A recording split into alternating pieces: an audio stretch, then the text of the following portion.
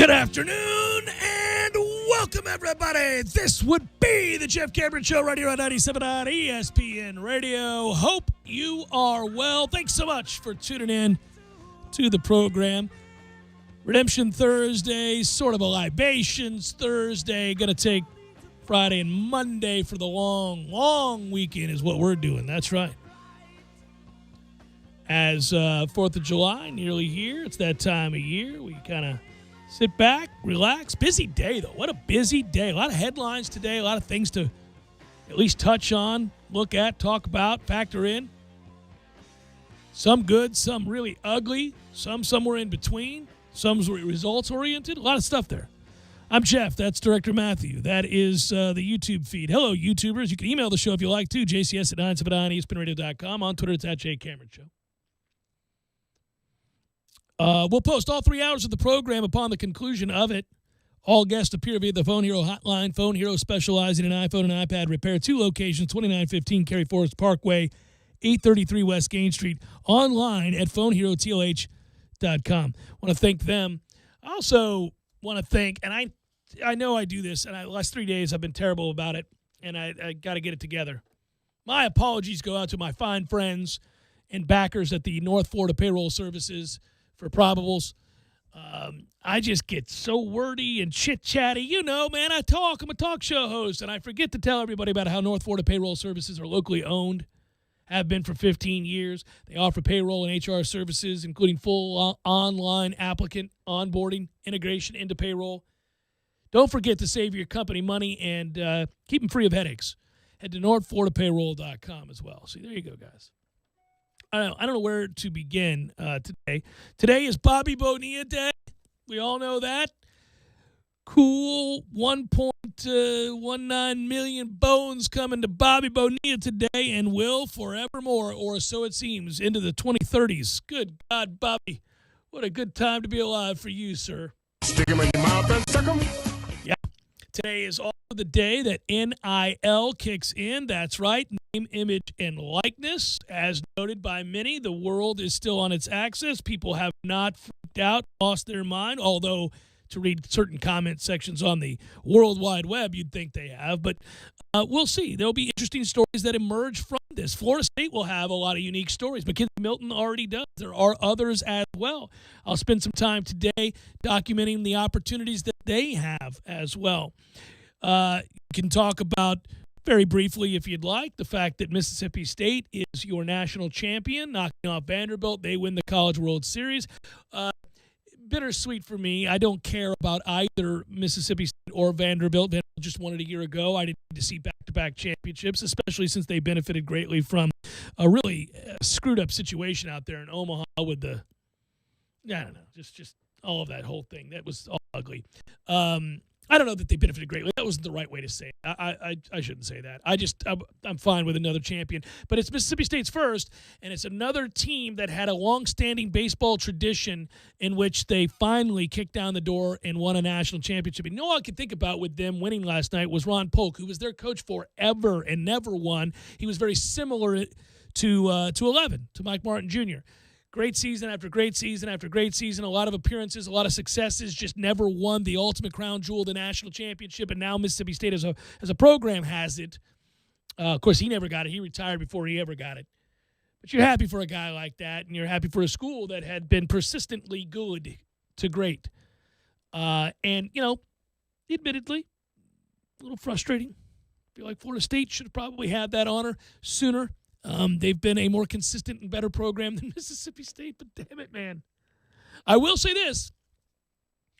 That program, Ole Miss, many others in the Southeast that you see having built palaces to their baseball programs, seems to fly in the face of not caring about the sport. The excess money made by the SEC has allowed these things to be cathedrals of the game.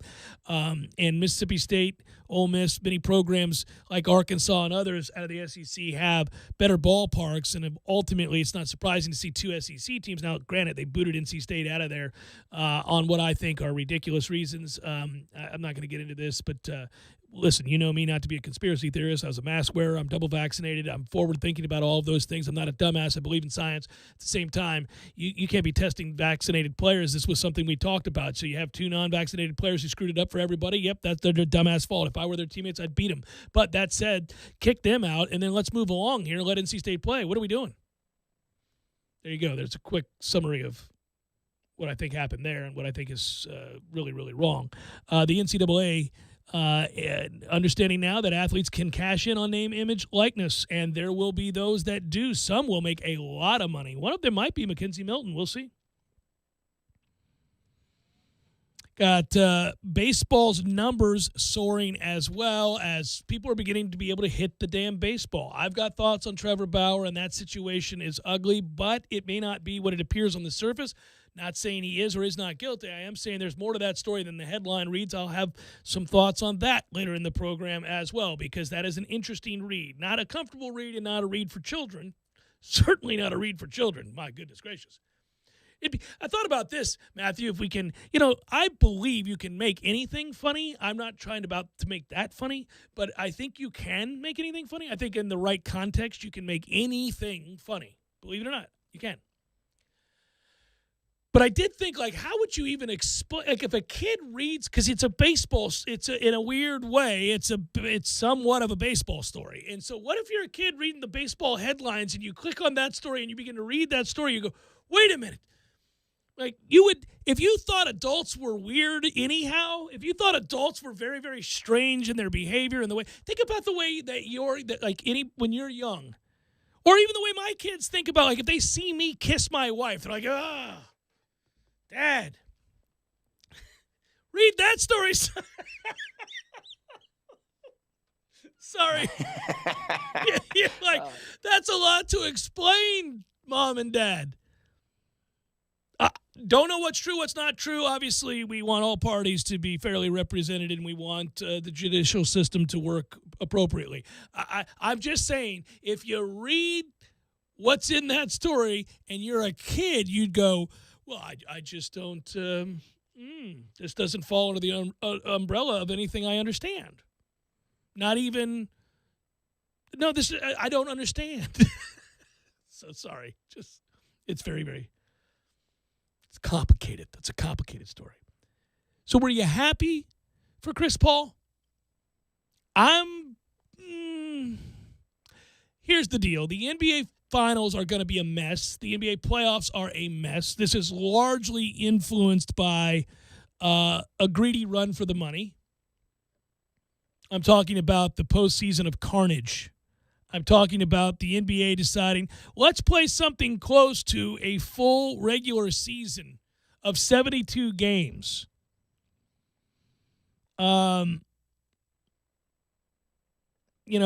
You ended up having a situation where they're trying to recoup the money that they lost during the COVID season in the bubble. They went ahead with this 72-game season, which had travel, and it's a short off season, and not a lot of rest for the players. The players warned that without that recovery time, you would likely begin to see players break down. These guys are well-oiled machines, right? They eat right. They work out right. They know their bodies. They get rest. They know what they have to do to maximize their ability. And they kept telling us and telling their owners and others, this isn't going to work. We're going to get hurt. Guys, I know how my body feels when I do everything right at the end of an 82-game season. What am I going to do here where we don't have the same recovery time and we are pushing forward with the 72 games? We're probably going to have problems. Well, yeah. Every single star in the league has been hurt. And the results are sort of, I guess you could argue, worthy of an asterisk. That said, hey, who cares? They're playing the season, and the guys that are still standing want to win it. And Chris Paul's a guy who has just now, because of last night's win, with the performance he had, changed forevermore his reputation in the game. Now, his reputation in the game is very complicated in and of itself. He's a habitual line stepper. He has slapped, grazed, elbowed, tapped many a testicle in that league, as well as in college basketball. That's not okay, ever. He's also a guy who's been unfairly labeled as a choker for not getting his teams to the NBA Finals. Well, he has now, and they came out of left field to do it. And even that has an asterisk because, yeah, you came out of left field and you did a great job, and what an amazing performance in a clinching game and a clinching victory. That performance ranks up there as one of the all-time greats.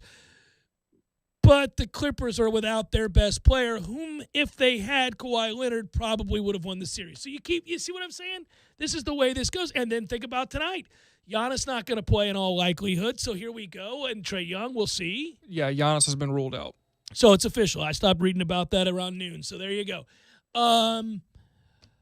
Yeah, man. What am I to think of that series? I already think it's suspect, those two teams playing where they are without those guys. Paul George said after the game last night, it might be sour grapes, but I don't think he's wrong. We would have been moving on if not for Kawhi Leonard's injury. This series would have played out differently. I don't think he's wrong, but it's kind of a bitch thing to say after you lose, but I don't think he's wrong. I think he's right. In fact, I know he's right. I don't know if it's not to say that Phoenix could not have won the series. They probably could. That's a really good team that has come together, and they play well together. They're probably, in terms of team basketball, the best team left. It's really interesting to watch them play, and Paul's a big part of that. I guess I am happy for that guy. I mean, injuries are a huge part of it. The other headline of the day, and it's a weighty one, and I don't know what to think here other than to read you the story, and it's very important that I do so right here at the top because I'm not going to spend time on it throughout the day because we don't know any more than this. From my cohort and friend David Hale of ESPN.com, college football writer, covers the ACC, covers college football, former Florida State wide receiver Tamorrion Terry in the news for all the wrong reasons, indicted on murder charges for an incident that occurred in 2018. Again, straightforward read for you. Former Florida State receiver Tamorrion Terry has been indicted on a murder charge related to a 2018 shooting incident. Now, this is 3 years old. Terry is one of 11 defendants, 11, named in the grand jury indictment related to the shooting death of 21-year-old Zacchaeus Smith in Ashburn, Georgia on June the 30th, 2018. It's a long time ago. 11 defendants. That's hard to discern, and I couldn't begin to do so, what role Tamorrion Terry has in that. At that time, Tamorrion Terry was a freshman here at Florida State, having redshirted the previous season. Terry is obviously, unfortunately, very unfortunately, the second Florida State receiver to be charged on or indicted on murder charges this year. Let's not forget the Travis Rudolph situation after a fight at his home in Lake Park, Florida. And we're still waiting to see what happens with that case. And that one really shocked a lot of people given who he was while here and how he represented himself and what people knew him to be. That is to say, not a criminal. So very, very interesting and strange. Speaking of Travis Rudolph. A source close to Terry said they had spoken with the former FSU star and that he planned to turn himself into authorities. The source said that Terry had cooperated with the investigation following the incident, including turning his cell phone over to the Georgia Bureau of Investigation. He remains confident that his name ultimately would be cleared. We'll see. Terry played at Turner County High School, was part of Jimbo Fisher's final recruiting class at FSU in 2018. We remember he caught 35 passes for 744 yards, 8 touchdowns under new head coach Willie Taggart. In 2020, playing for his third head coach, Mike Norvell, Terry caught 1 touchdown, abruptly left the team in November, had injury woes as well. He signed as an undrafted free agent with the Seattle Seahawks earlier this spring. The team waived him on Wednesday before the incident. This is a story to keep an eye on. That's all I'll say. That this is a story to keep an eye on. I don't know what's what with that, but I wanted to get that out there here and be able to move forward as well with the entirety of the show. Whew. Anything else that I miss? Come out swinging on Bobby Bonilla Day. Oh, the Lightning one. That's what I missed. Go Bolts, baby!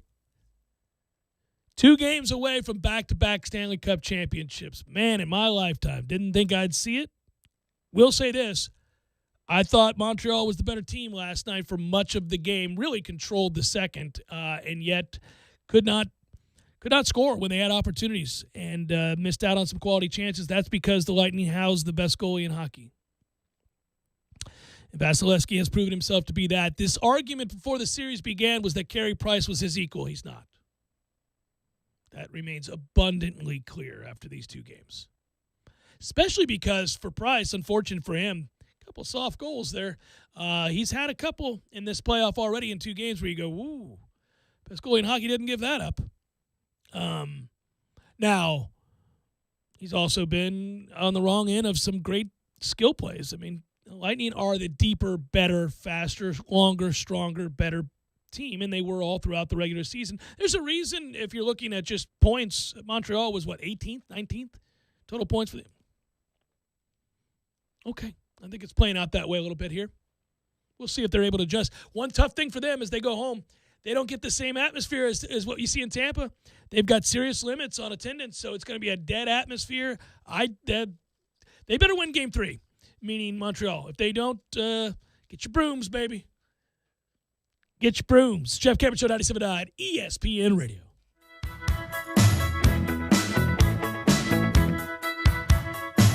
And she was drifting through the backyard.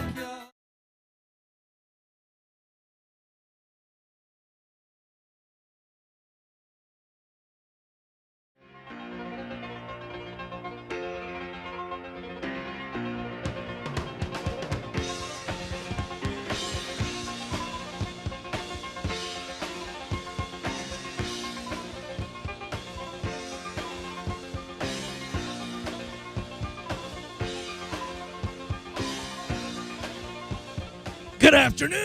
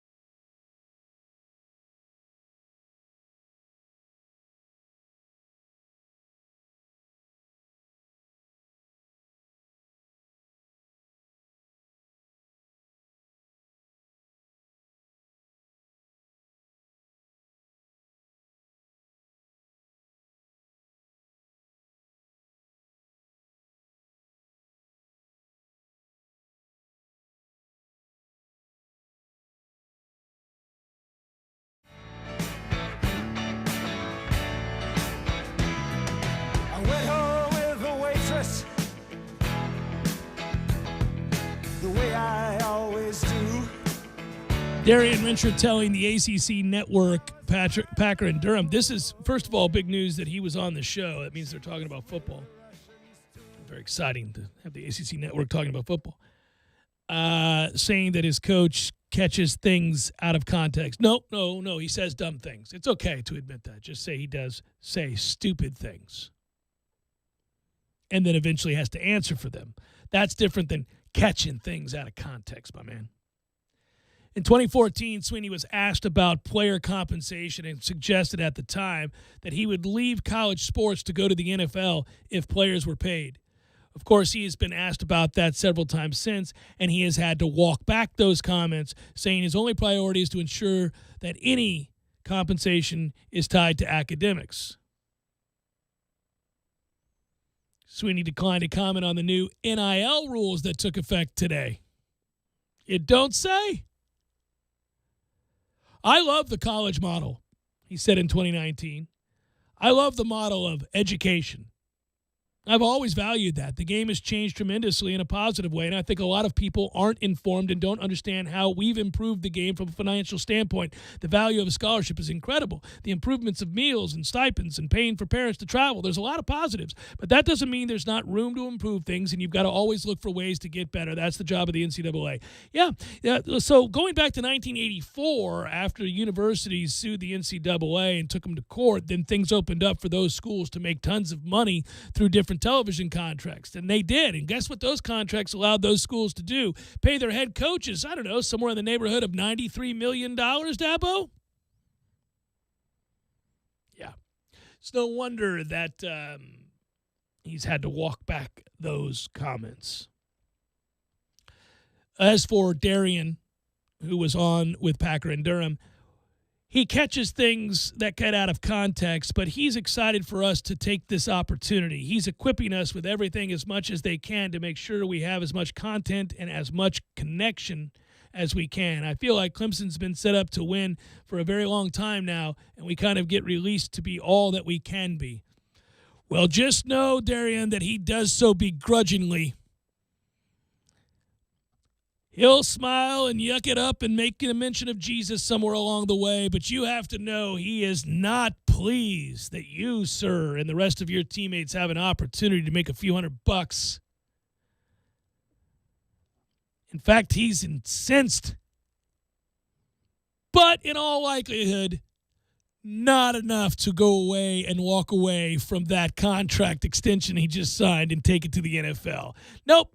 Somehow, I guess, he's going to reshape his stance on the issue yet again and tell everybody how, quote, excited he is for you as a student athlete to be all you can be. I mean, after all, we have to adapt, don't we, Coach? Wuhan is forever adapting, isn't he?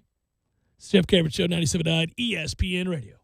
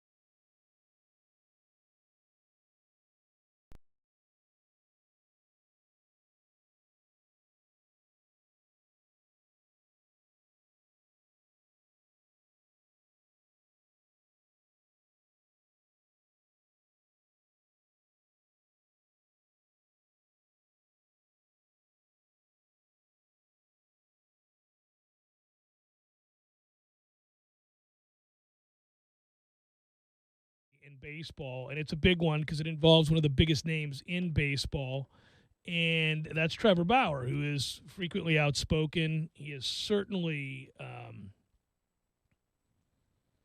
colorful on the mound, to say the least. I have I've said this before about him.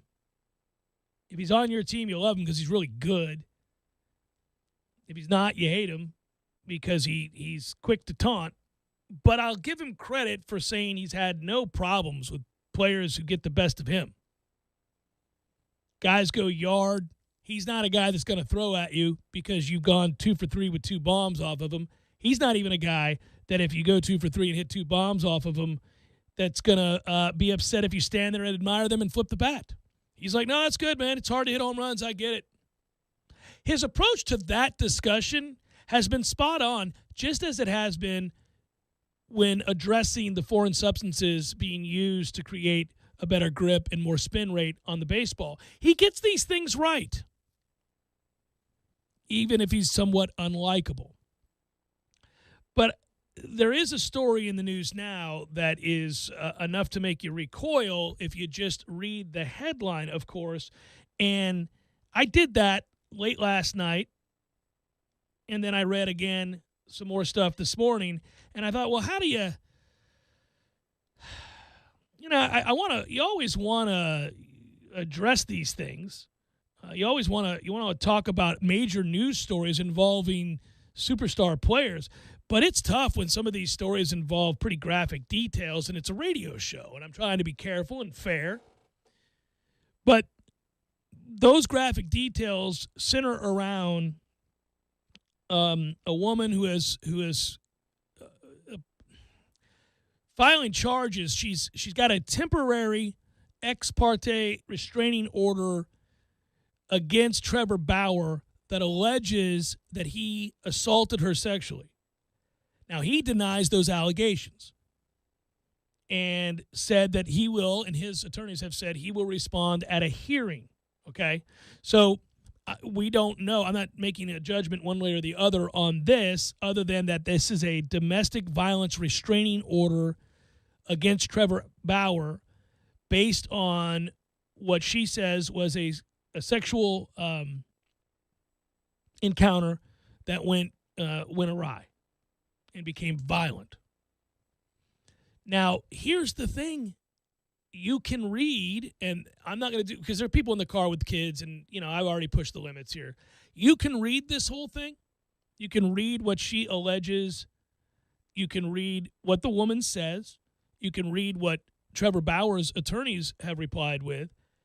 And I would strongly suggest you do that if you're trying to get a read on this. Because this is a classic case where, and again, I don't know what he is or is not guilty of. I don't know if he did anything wrong, something horrible, nothing at all. I have no idea. I'm not going to make assumptions.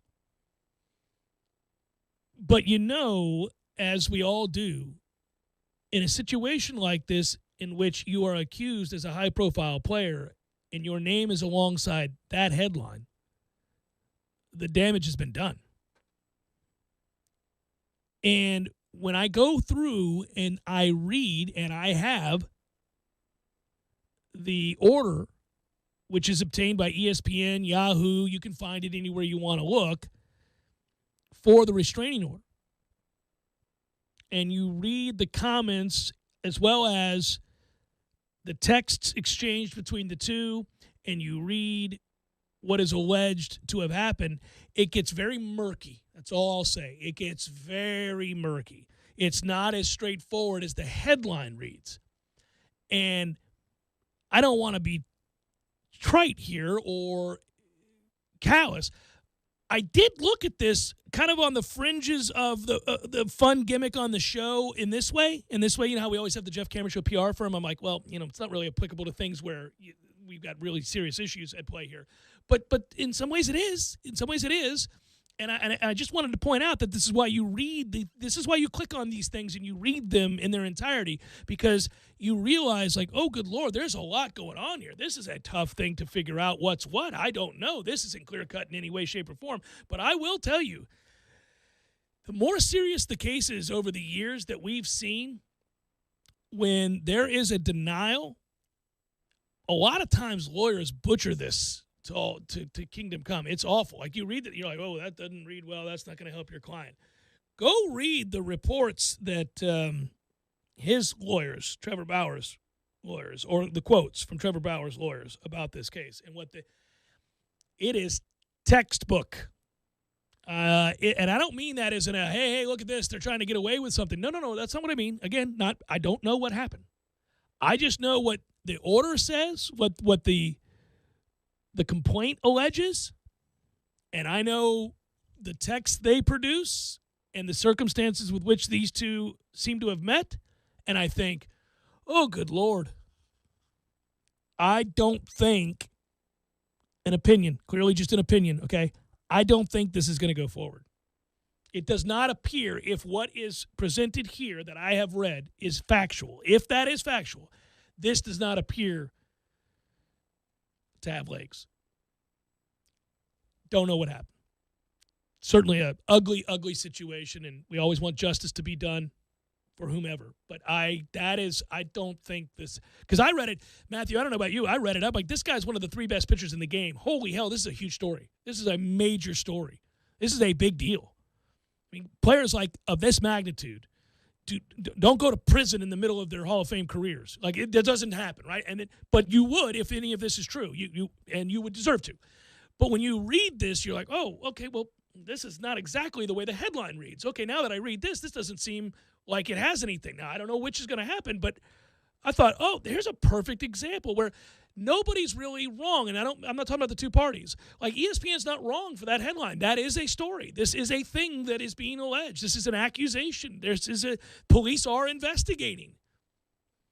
So you have to present that headline. But once you do, holy moly, is that a bombshell that it's hard to get out from under if not true. If true, then screw him. But when you read that, you think this gets really – and then I begin to read all of the details, and I go, well, I certainly have an opinion based on what I've read. Again, that's not a legal opinion of any merit. Doesn't really matter. Certainly we're going to learn more things. But the more I read, the more I went, oh, wow, well, geez, I mean – a tough deal for Trevor Bauer if he didn't do it. You know, you start thinking about all aspects of this, and whew, I don't know. My opinion as of this day, on a Thursday, July the 1st, that headline married to that guy in this situation and the seriousness of those charges certainly merits the story, merits our discussion, and I'll also tell you I don't think that's going to go forward when this all plays out in the wash. Just an opinion. We'll see. But do yourself a favor and decide for yourself by reading all of the stuff that's available centered around this particularly ugly story. Ugly story. Jeff Cameron Show, 97.9 ESPN Radio.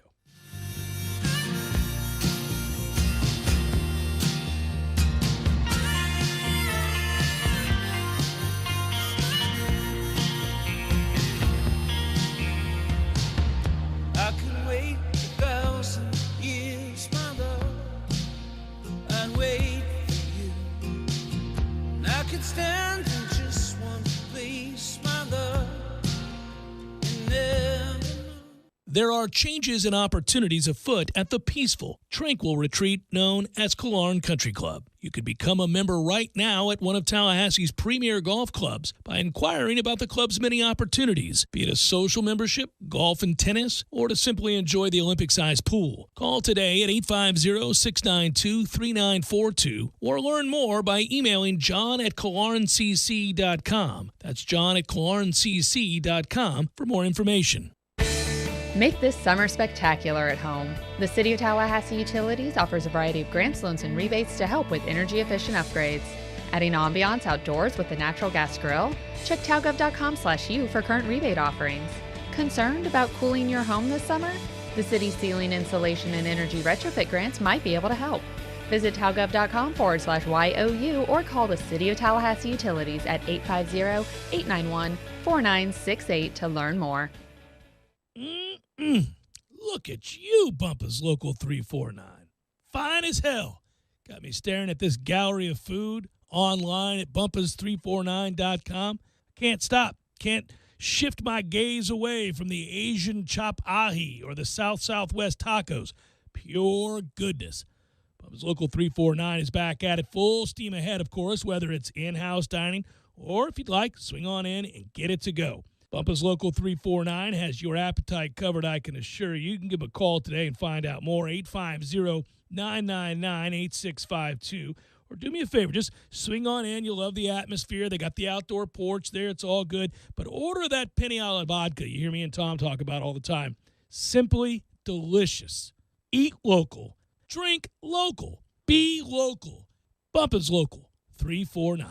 Is your roof suffering from leaks? Our team is ready to investigate and repair your roof leaks. T-Spark Enterprises, roofing and construction services.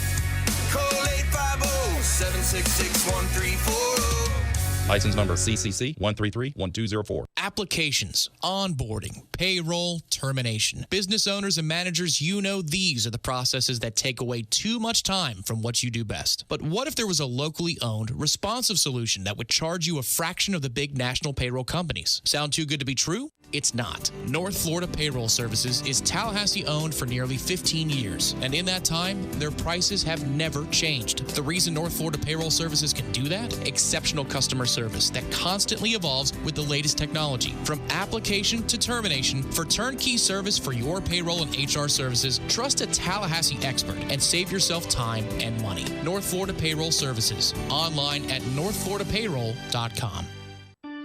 Barry knows school, he's keeping you comfortable. Barry knows school, you can put him to the test. Your heating and air conditioning system doesn't check with you before it takes a break. That's why we're always ready to help. Any day, anytime, anywhere. And with our annual service agreement, there are no overtime charges. Ever. At Bearno Heating and Air, we will always be there for you. Barry know heating and air conditioning. License CEC 1816-186.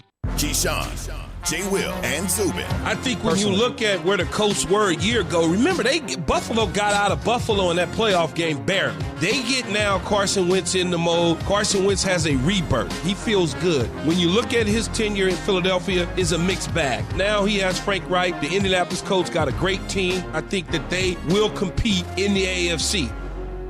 Keyshawn, J. Will, and Zubin. Weekday mornings at 6 Eastern on ESPN Radio.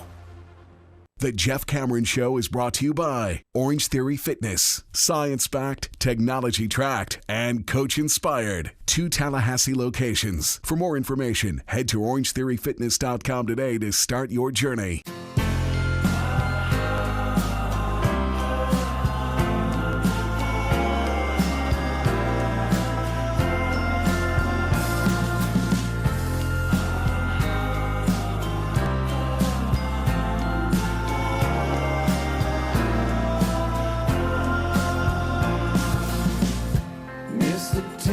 Good to see you again. Yeah.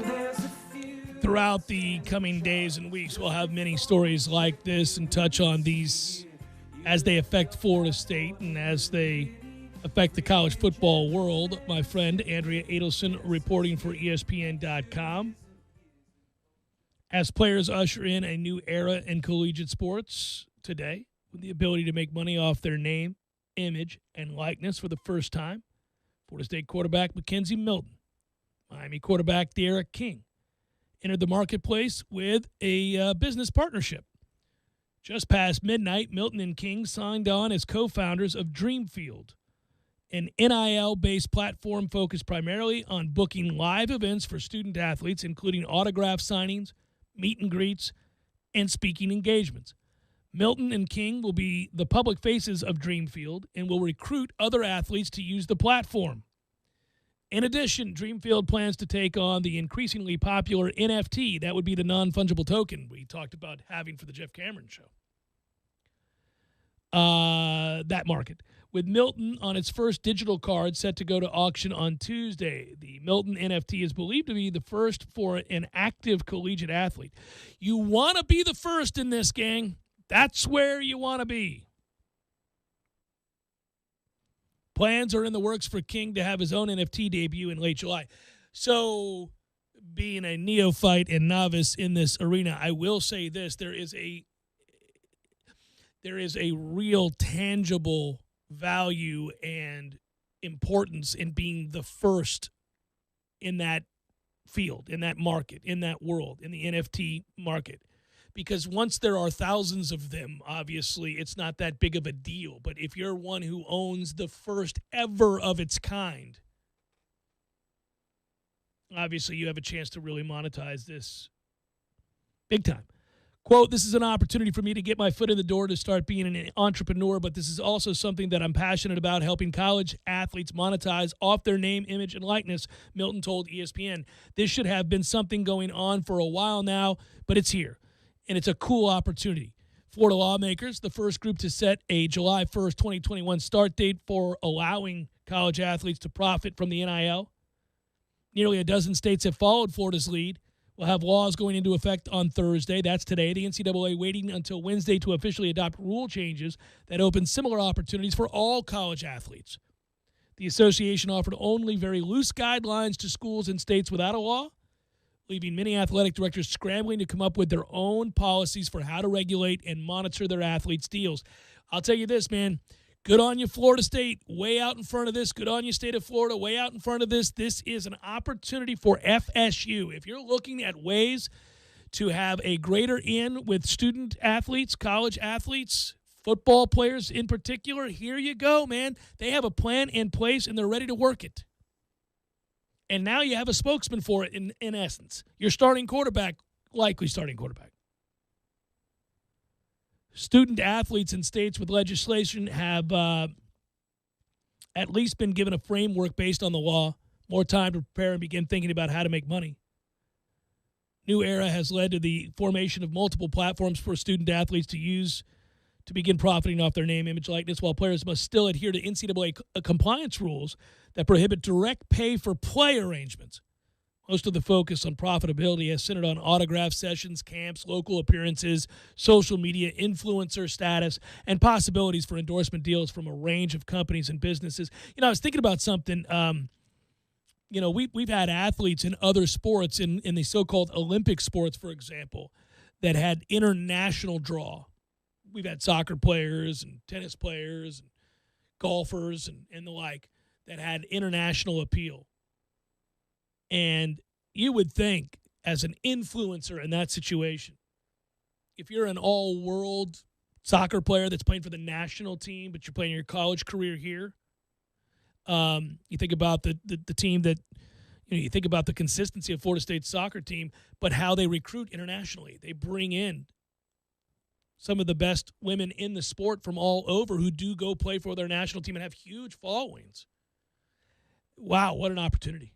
What a chance for those unique individuals that have that kind of platform and have that kind of a draw. Again, not a lot of people are going to be able to make money, too much money anyhow, off of this. There's just not enough elite-level college athletes that influence to that degree in which companies will want to invest. Now, fine, you can go get some pizza money, as I'd like to call it, if you have a little autograph session at your local bar, and fans will come up and want to be a part of that and take pictures with you and say, hey, good, you should make some money off that. That's great.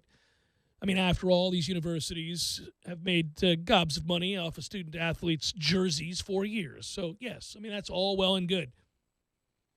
But the amount of the players probably the percentage of players that think they're going to make a lot of money as opposed to what the reality is, a stark contrast, I dare say. But somebody like Mackenzie Milton really could. I will be very interested to see what happens with that NFT. That could take off. He could make a lot of money. And I also think that, look, if you go and read some of the comments today, and there are a lot of comments, everything ranging from insightful and intriguing and interesting and worth researching to the absurd, again, over-the-top reaction, backlash, if you will, to something new. People don't like things that are new. NFT creates a new way of looking at sports collectibles. It's an exciting moment, according to the guy's name is Black Madre. It's an exciting moment. We were very fortunate that our first NFT project was a huge success, and that opened so many doors for us. Mackenzie Milton's NFT card was a very special one. During the process of creating this card, we've learned a lot about him. Truly is an inspiration, and it was an honor to play a small part in telling his story. So obviously everybody will certainly know and does know the story of Mackenzie Milton. That knee injury, which was simply devastating in 2018, almost forced an amputation of the leg. Obviously, he's worked very hard to get back to playing football, and as it pertains to football, I really do think it's exciting to note how far along he came in the spring. We keep bringing it back to football eventually, and that is, how good can he be? Well, obviously wants to win the starting quarterback job, and for much of the spring, it didn't appear that he had any chance to do that because he was rusty. Struggled.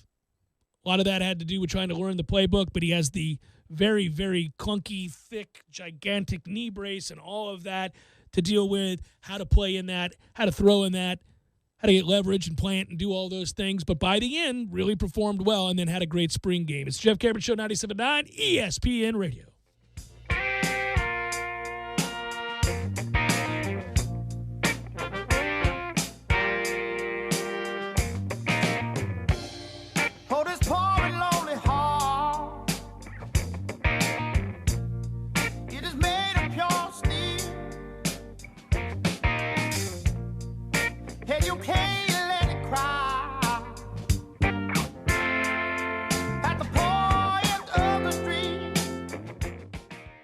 Whether you're driving for distance, pitching for precision, or putting to win it all, come to Edwin Watts Golf Shop to get custom fit for all your clubs throughout your bag. Hit a few balls and let our team show you the latest swing technology and data that will help optimize your game. Having each club tailored to become your gamers will help you start shooting lower scores. Let Edwin Watts Golf Shops help you make every shot the perfect one. Come in and get custom fit today. Edwin Watts Golf Shops, home of the 90-day satisfaction guarantee.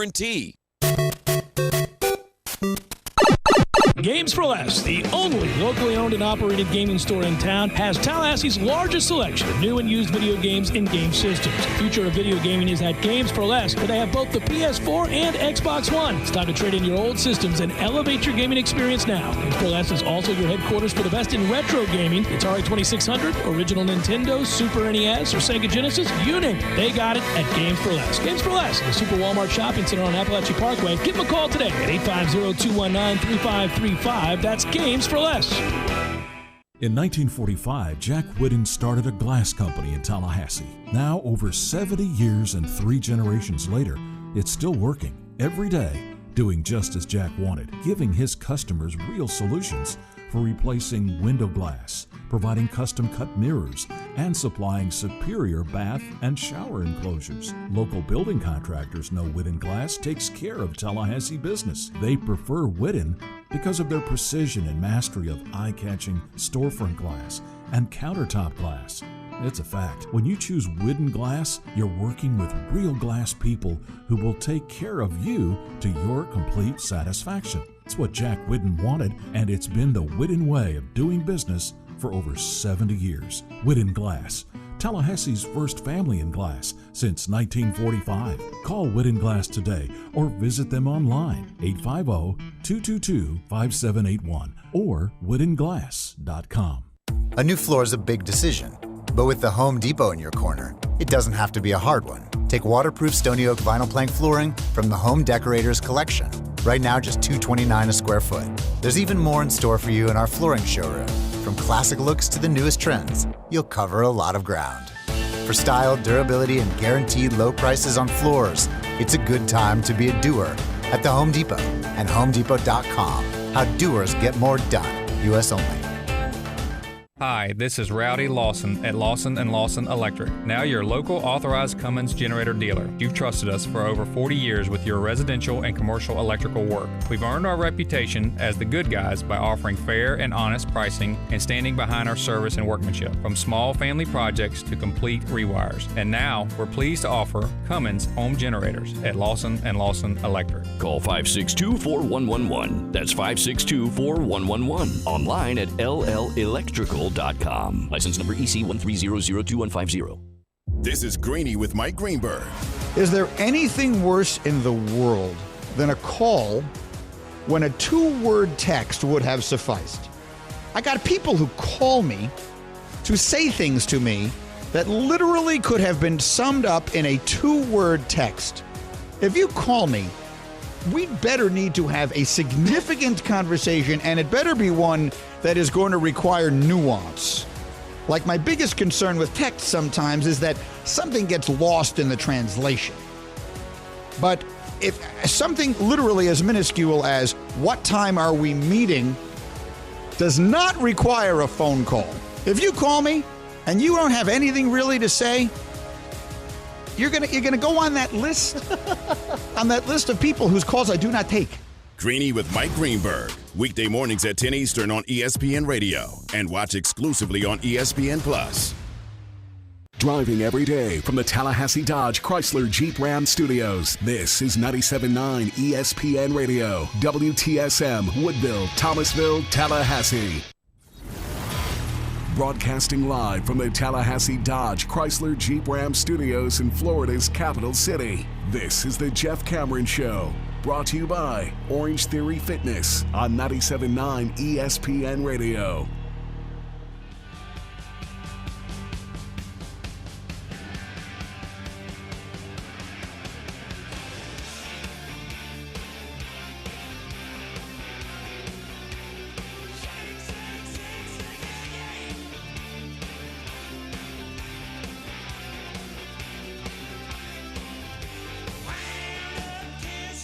Hour number 2, Jeff Cameron Show, 97.9 ESPN Radio. Thanks for tuning to it. Hope you're having a great day. Hope this Bobby Bonilla Day is treating you as well as it's treating me.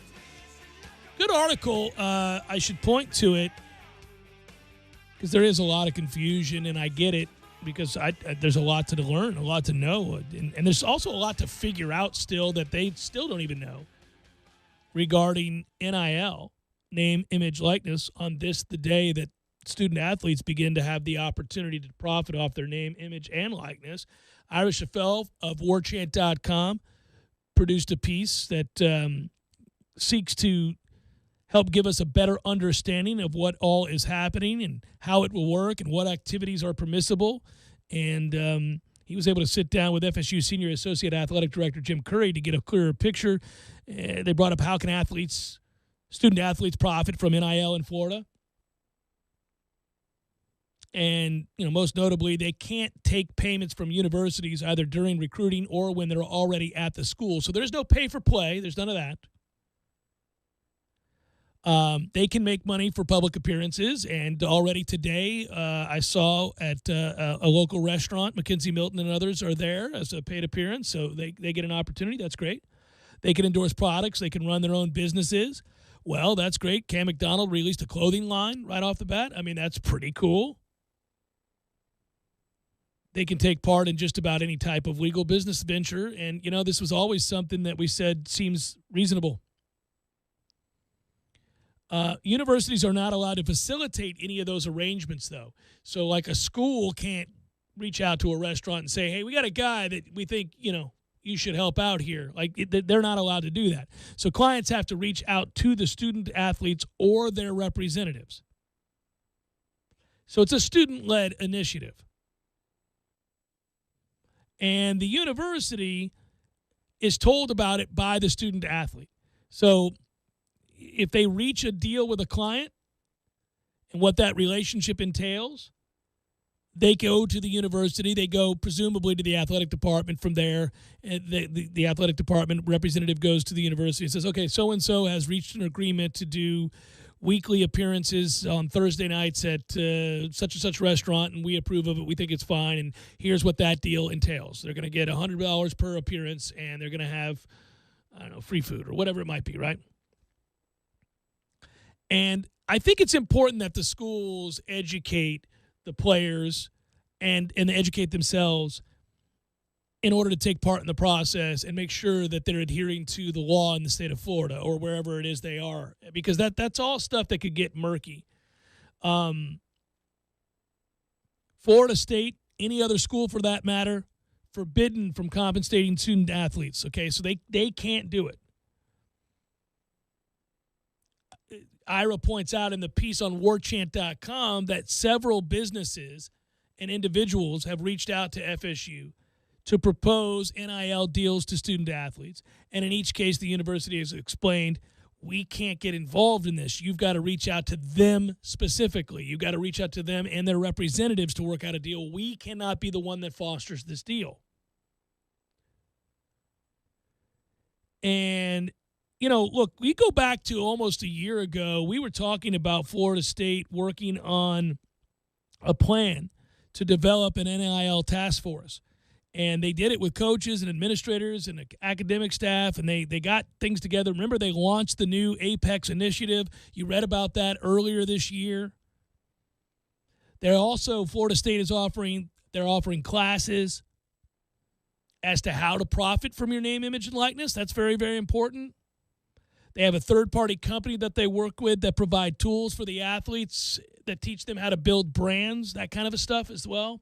So this is good. Like the more you educate isn't it always that? Isn't it always that we just get back, rather than operating under fear and ignorance, that if you just educate yourself and educate the people involved in the process, educate the administrators, the players, the representatives, the coaches, anybody associated and affiliated, in this case with Florida State Athletics, the better off everybody is, and we don't get paranoid about what could or could not be and how the world is going to end now that athletes can benefit from their name, image, and likeness.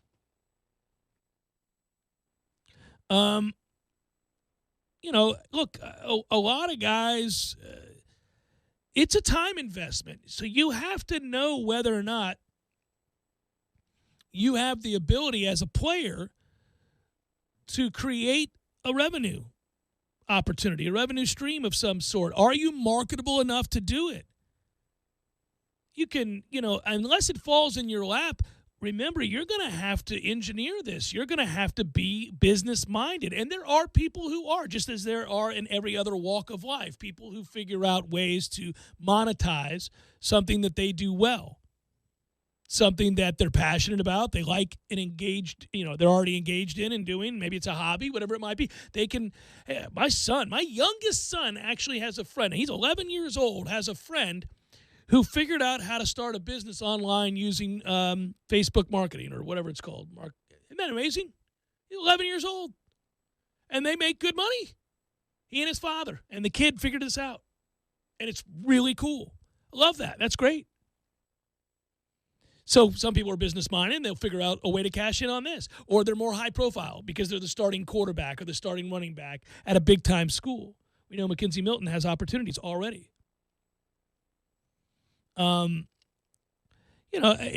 It will be interesting. Coaches will have to get involved in the sense that obviously you're there to go to school and to play football, and how much time do you have to focus on those outside endeavors while also doing all of the things requisite you as a student athlete just to meet the standard of the scholarship and of the, the school standards and what they expect of you.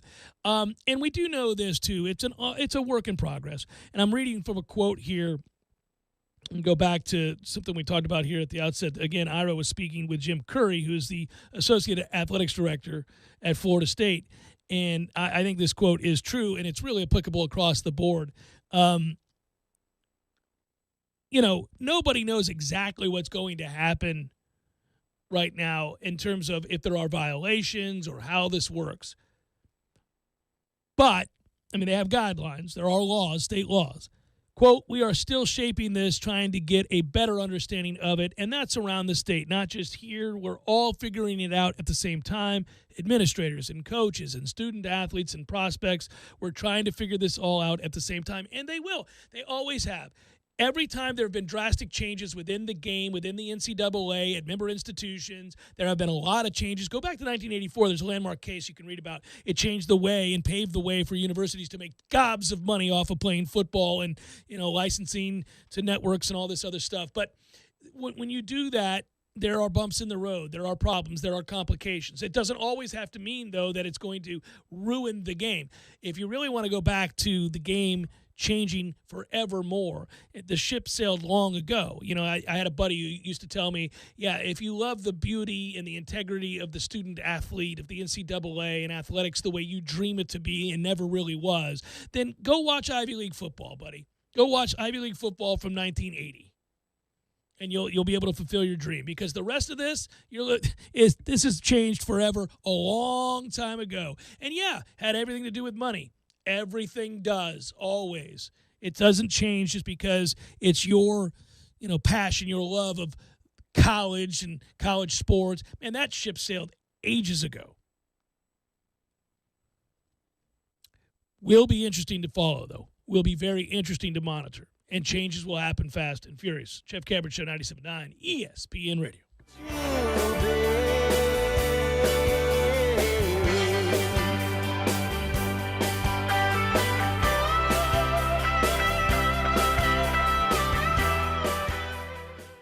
Keith McNeil Plumbing is family owned and operated and has been since 1978. With over 80 employees and hundreds of years of combined plumbing experience, Keith McNeil Plumbing guarantees same-day service and customer satisfaction. If you need service for a water heater changeout, sewer replacement, dripping faucet, a natural gas install, or roof treatment, you name it. If it is an appliance repair, Keith McNeil Plumbing is there for you day or night, offering 24/7 emergency service. If you need service today, call the most reliable experts in the business. Keith McNeil Plumbing, 850-391-1417. That's 850-391-1417 for a free estimate. There he is. What's up, Eddie? What are you doing, Jeff? It's a beautiful day outside. What are you doing in here? It's gorgeous, and I won't be here long, which is not the usual. Normally, I like to park my ass and sit here for a good amount of time, but I'm going to the beach today, so I had to get Cubans to go. Oh, man, that's great. When are you going to the beach? Today? Yes, in an hour. Going to the beach in an hour. Let's hey, go. What if the family joined you? Me and the family joined you. That'd be all right? I'd always be good with that, Eddie. You know I love your family. Come on, bring everybody. Bring the girls. Let's go. Perfect. I'm going to get the thong, buddy. Whoa. No. We're going to the beach. Hang out. Eating Cubans. What are we talking about here? Dude, fat man butt cheeks on the beach. Let's go. Gordo's, bringing the flavor and flair of Cuban food to Tallahassee since 1996. Here, Tallahassee Harley-Davidson is Rolling Sturgis. That's right, giving you a chance to win a brand new 2021 Electra Glide Harley-Davidson motorcycle and many more prizes, including a trip to the Sturgis Motorcycle Rally. I'm Jesse James Dupree. In Tallahassee Harley-Davidson, Jesse James Bourbon and the VFW organization are proud to be Rolling Sturgis. Swing by the dealership today, pick up your Rolling Sturgis voucher, and register to win big. Tallahassee Harley-Davidson is Rolling Sturgis. Pow!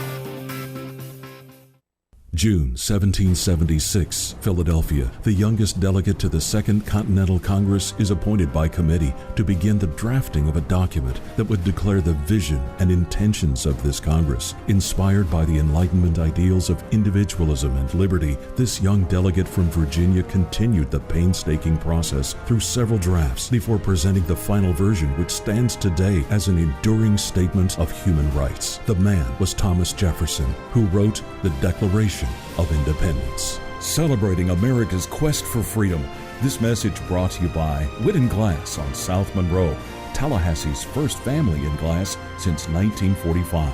Mahan Animal Clinic, special people and special care on Mahan Drive just east of Weems Road and on the web at mahananimalclinic.com. And Sellers Tile on Capitol Circle Northeast for the best design ideas and the highest quality tile, carpet, and hardwood flooring.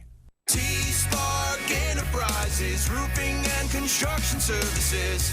T-Spark, TSparkConstruction.com. Planning on expanding or renovating your home or business? Did you know that these construction projects start with preliminary work such as professional sets of drawings and proper engineering? Before you apply for financing or sign a lease agreement, allow our team of contractors, architects, and engineers to assist you with planning and budgeting. Hello, I'm Travis, owner of T-Spark Enterprises, and I am here because we want your project to launch on the right foot. Call us today and we will take care of your construction needs. We aim to provide work that will exceed your expectations, guaranteeing picture-perfect results. Call 850-766-1340. T-Spark Enterprises, roofing and construction services. T-Spark, TSparkConstruction.com. License number CGC 1525336. Look at you, Bumpus Local 349. Fine as hell. Got me staring at this gallery of food online at bumpus349.com. Can't stop. Can't shift my gaze away from the Asian chop ahi or the Southwest tacos. Pure goodness. Bumpus Local 349 is back at it full steam ahead, of course, whether it's in-house dining or, if you'd like, swing on in and get it to go. Bumpus Local 349 has your appetite covered, I can assure you. You can give a call today and find out more, 850-999-8652. Or do me a favor, just swing on in. You'll love the atmosphere. They got the outdoor porch there. It's all good. But order that Penny Island vodka you hear me and Tom talk about all the time. Simply delicious. Eat local. Drink local. Be local. Bumpus Local 349. The Jeff Cameron Show is brought to you by Orange Theory Fitness. Learn how living in the Orange Zone will lead you to a more healthy and vibrant life today. And head to orangetheoryfitness.com. Can I play with madness? Holy Jesus.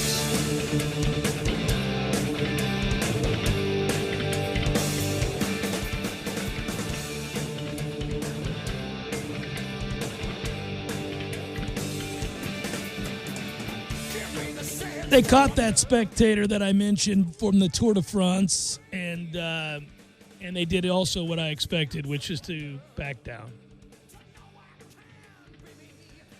You know what happened. You know they found her, they arrested her, which is all I wanted. I wanted them to, I don't know about arresting, but you know what happened. So this woman, oblivious to what she was about to do in terms of creating a 100 bike pileup at the Tour de France and shattering the dreams of 3 or 4 of the riders in their quest to win a Tour de France. You know she felt like an idiot. You know she felt ashamed, humiliated, embarrassed, awful, if she's any kind of a decent human being. Now, unfortunately, we can't jail people for stupidity because, good Lord, there'd be a lot of incarcerated people in a country that already incarcerates people at an alarming rate. But I did want there to be some recourse. I did want there to be a situation where, you know, you would have to feel the shame and the gravity, you know, the gravity of the moment, right? The gravitas. Like, what have I done? And I am being hunted like a criminal for my stupidity. And they did. And that happened. And they got her. They caught her and they arrested her. And that's enough for me. That's enough for me because the fear, the brief isolation, the sit down with the cops as they interrogate you over this, that's enough for me because that probably caused the requisite consternation and stress to I think, serve as proper punishment for her stupidity.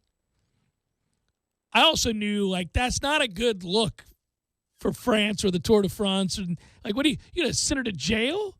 Come on, honestly, what are you going to do? You're going to fine her thousands and thousands of dollars? No, you're not going to do that. And they didn't. Ultimately, they decided to drop those charges. Probably, partly because I don't know that they could convict her, and B, somebody with sense, common sense, pulled them aside and said, really, guys? Pierre, you're going to have to let this go. You're going to have to let this go. Hey, we gave her the tisk. We gave her the finger wag. We even called her dumb at your behest. Okay, we did all of those things, but that's where it ends. Let's let it go. And that is where it ends, and they did let it go. And I wanted to give you that update. Oh, as an aside, do you know, Matthew? One has nothing to do with the other, but it got me thinking because one of these things happened in Europe, and the other one happened, I think, here in Michigan. 2 stories in the last 10 days about messages in a bottle discovered by people after 100 years afloat. Really? Isn't that awesome? I love that stuff. You know I do. Usually it's an archaeological find. Plenty of you have sent me this other species of man, perhaps, that's a great story. Good stuff. Incredible, the stuff we're finding out, including the documents being released from our own government about UFOs. Now, I'm not the person that reads that story and then goes, there's aliens. No, they're just unidentified flying objects. Yeah, but I'm not saying there isn't either. I'm just saying I don't know. It's fascinating. I like to read those things, but they're not as interesting to me as like the concrete evidence you have of certain species existing or ways people were found to have died, and let's say a volcanic eruption or whatever it might be, like Mount Vesuvius. All that stuff interests me. But 2 messages in a bottle. I think one of them was like almost 200 years old, which is insane. But neither of the messages were all that cool. I'm always thinking, I want the message in a bottle to be found from the guy that was on a deserted island. I want that message. Well, unfortunately for him, 80 years after he's dead. But I always want that message to be found where somebody goes, oh, look at this. Craig is on an island and he's really in trouble. Look what he wrote here. But it's usually something like, I'm so-and-so. I live in Sheboygan, and I threw this bottle on the Great Lakes. It's 1925, and you're like, if you find it, please return it to such and such, such and such. That's actually kind of what happened with one of them. And this part is cool. This guy, it was 1925, I think it was, that he threw this in Lake Erie. And a woman was diving and saw this old-looking green bottle and thought, what's that doing here on the floor? Brought it to the surface, opened it up, saw there was a note inside. They were able to dry it out. You know how they dry it out? They freeze it. And they freeze it. So they froze it, and they were able to extricate the note, and then they read on there the person's name. They could see it clearly. And in addition to the person's name that they could see clearly, the guy, I think he was 17 years old at the time, wrote it and wrote his address, right? So the person who found it posted a note saying that we found this. We don't know, is this, obviously the person's not still alive. It was 1925. But the daughter was. And the daughter, that was her father. And they were able to return this, and she saw his handwriting for the first time in however long, and she was, it was very touching. Seems like something my dad would do, as she said, and who he was and his personality. Just so you know, go find those. Fun stuff. Weird Anecdote. Jeff Cameron Show, 97.9 ESPN Radio. I only end up giving bad directions that never lead them there at all. It's something written in the headlights. It's something swimming in my drink.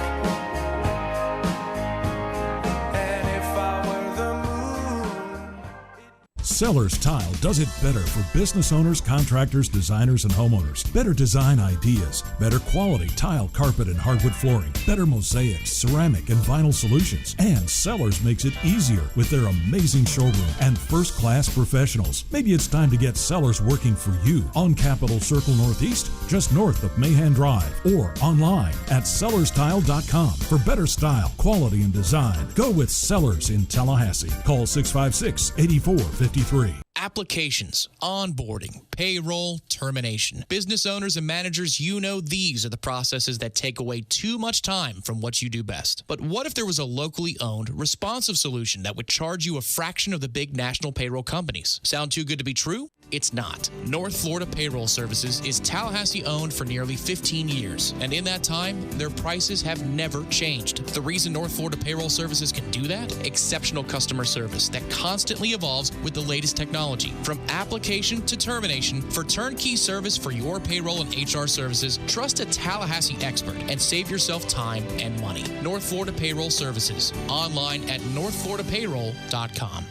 Hey Tallahassee, this is Rowdy Lawson. And this is Ryan Lawson. You might know us from Lawson & Lawson Electric. What you might not know is that we also own and operate Lawson Alarm. At Lawson Alarm, we specialize in security systems for your home or business. And guess what? Our prices are lower than our competition. If you're thinking about a security system, Lawson Alarm would love to give you a free quote. Check us out at lawsonalarm.com or give us a call at 850-75-ALARM. Florida license number EC 1304698.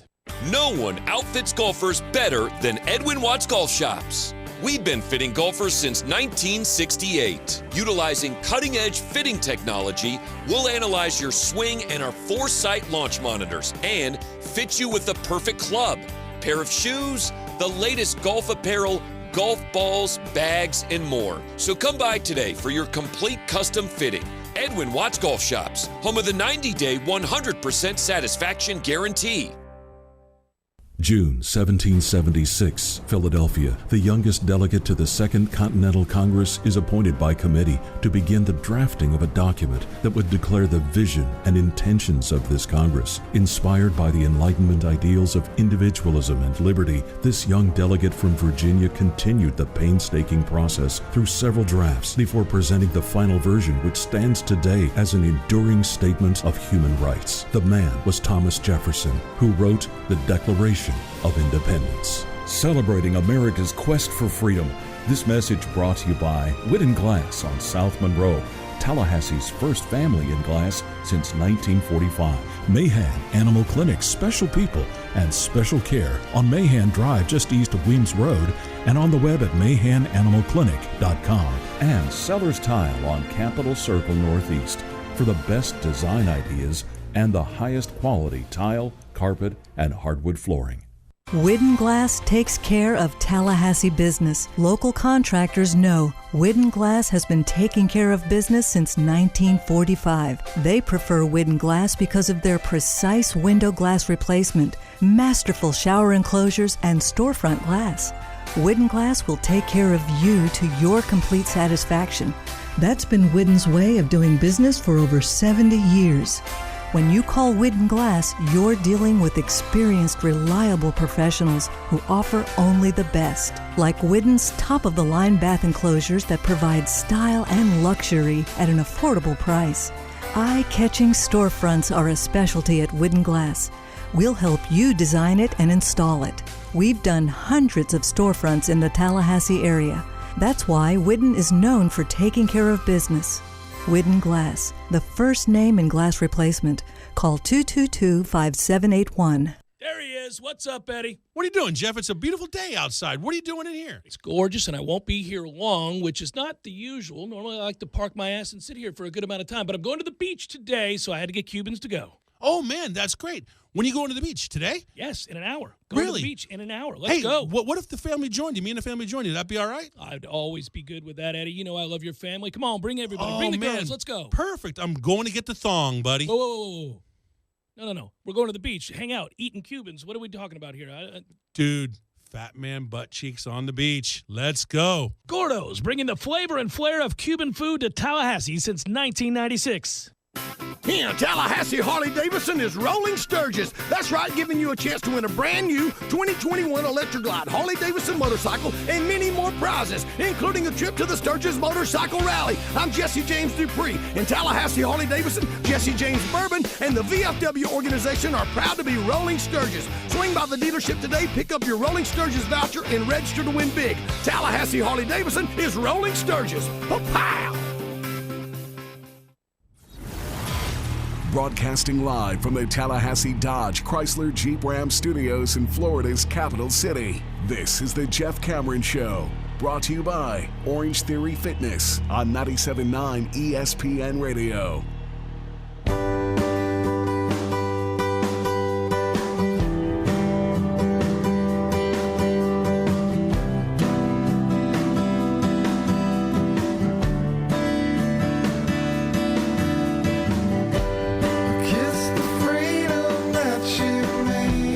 It's going to be interesting to see how this all plays out, but I saw where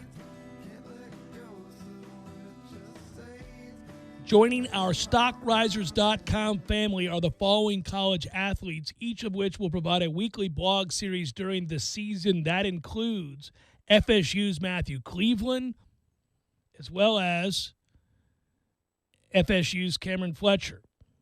And that is interesting.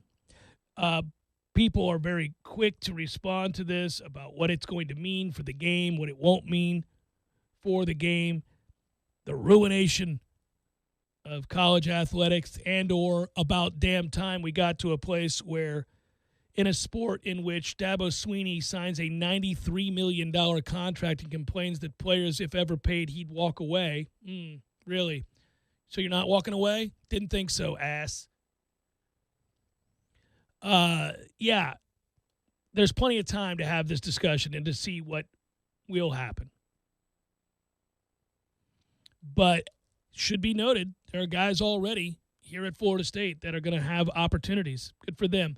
I know of something that I'm not at liberty to speak about right now in terms of a specific player on the football team that stands to do okay here. We're not talking about gobs of money. We're not talking about the exchange of hundreds of thousands of dollars, but wonderful opportunities to perhaps cash in on name, image, likeness for this particular player who I think would be a great representative for Florida State. And I think one of the cool things that's possible with all of this now is, for the purposes of the show and to use an example, if in fact this radio station hadn't been sold, we could have, as a wildly popular show, the Jeff Cameron Show, had a relationship with a player of some sort, basketball, baseball, football, you name it. I don't know, name a guy, Mackenzie Milton. And he could come on and be paid for it, or in exchange for whatever, I don't know, food, whatever it might be, come on and give us a weekly report. He could come on the show and he could say, it's part of a 15-minute deal, and we pay him whatever we pay him, whatever we agree to, and he comes on and gives us a lowdown as his perspective of the game on Saturday. I think it's invaluable for context and insight. It would be great. And I think things like that, and I use that as an example, things like that are 100% going to happen. I already know of plenty of deals that are in place for athletes to do that very thing. Fantastic. Fantastic for us as fans of the sport and following the sport and wanting to know more about and glean insight from what's going on, why certain things were done the way that they were, what the quarterback saw, what defenses were trying to do to us, all that stuff. That's fun. That'll be interesting. It's a lot more complicated, and it's not something I'm diving into just yet. But it's interesting to read. For example, I saw a tweet from Jerry DePaula. Kenny Pickett said when he woke up for workouts this morning, there were already some NIL opportunities presented to him. And then I read the next tweet, which was, about the stock risers and that website. Then I read the next tweet, which was about a player joining certain shows to do a weekly hit. And they're represented by whomever. Then I read this tweet, and it made me smile. With every NCAA athlete in the country able to make money from endorsements, who should grace the cover if the game comes back? NCAA football 2022. Let's go. Let's go. That's all anybody cares about. Can we get back to this, please? I can't wait to do as I've always done, which is take on the worst program on the game. Coach Cameron comes in. We're turning this thing around, people. We are turning this thing around at UTEP. We are tired of out here taking ass kickings every week. We're going to make some alterations to the uniform. That's where we're going to start, okay? First thing I'm going to do. I know you pictured something more substantive. I'm not that guy just yet. We got to become more uniformed across the board for socks. Linemen, here's how we're wearing socks and tape on our cleats. That's for you on the offensive and defensive lines. Linebackers, only the middle linebacker can have the black shield, the visor over their eyes. In fact, you're required to wear the black visor over your eyes if you play middle linebacker for me. Cannot wear tape around the ankles. However, elbow braces, we're adding those to your look, okay? Along with a neck brace. We're going to go old school 80s neck brace, visor. You're going to look like a jacked up lunatic. Wide receivers, no gloves. No gloves here at UTEP as Coach Cameron takes over. We're barehanded everything. Go make those catches. Also, depending on what part of the country we're in, whatever fledgling program I take over on NCAA football, I decide whether to take a look to make us look slower or faster. If we're slow, untalented, I want a look that makes us look sleeker. So we're going to do everything in our power from the dress perspective to make us look faster. If you're already abundantly fast, one of the faster teams, then I want to make you look slower. We want to be deceptive. I'm going to put the black tape around your ankles. It's going to make you look slower at Penn State, even though you might be fast. We're going to grow the grass. We're doing a lot of things here, guys. But once we get on the same page for the look, now we can excel.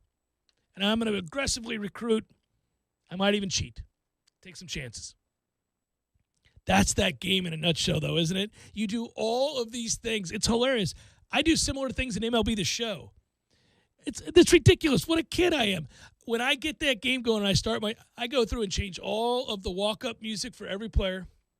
I go through and I change certain looks with the high socks for some guys, no socks for other guys. The long pants for some guys. I change their bats. I change their gloves. I change their shades and their face paint. I try to get it as close to possible. If Adam Frazier looks a certain way, I need him to look that way. In the game, sometimes screws it up. So I go in there and fix that. I haven't figured out how to make Bryce Harper flip his helmet off whenever he runs the bases yet, but I'm trying. You're trying to figure that out?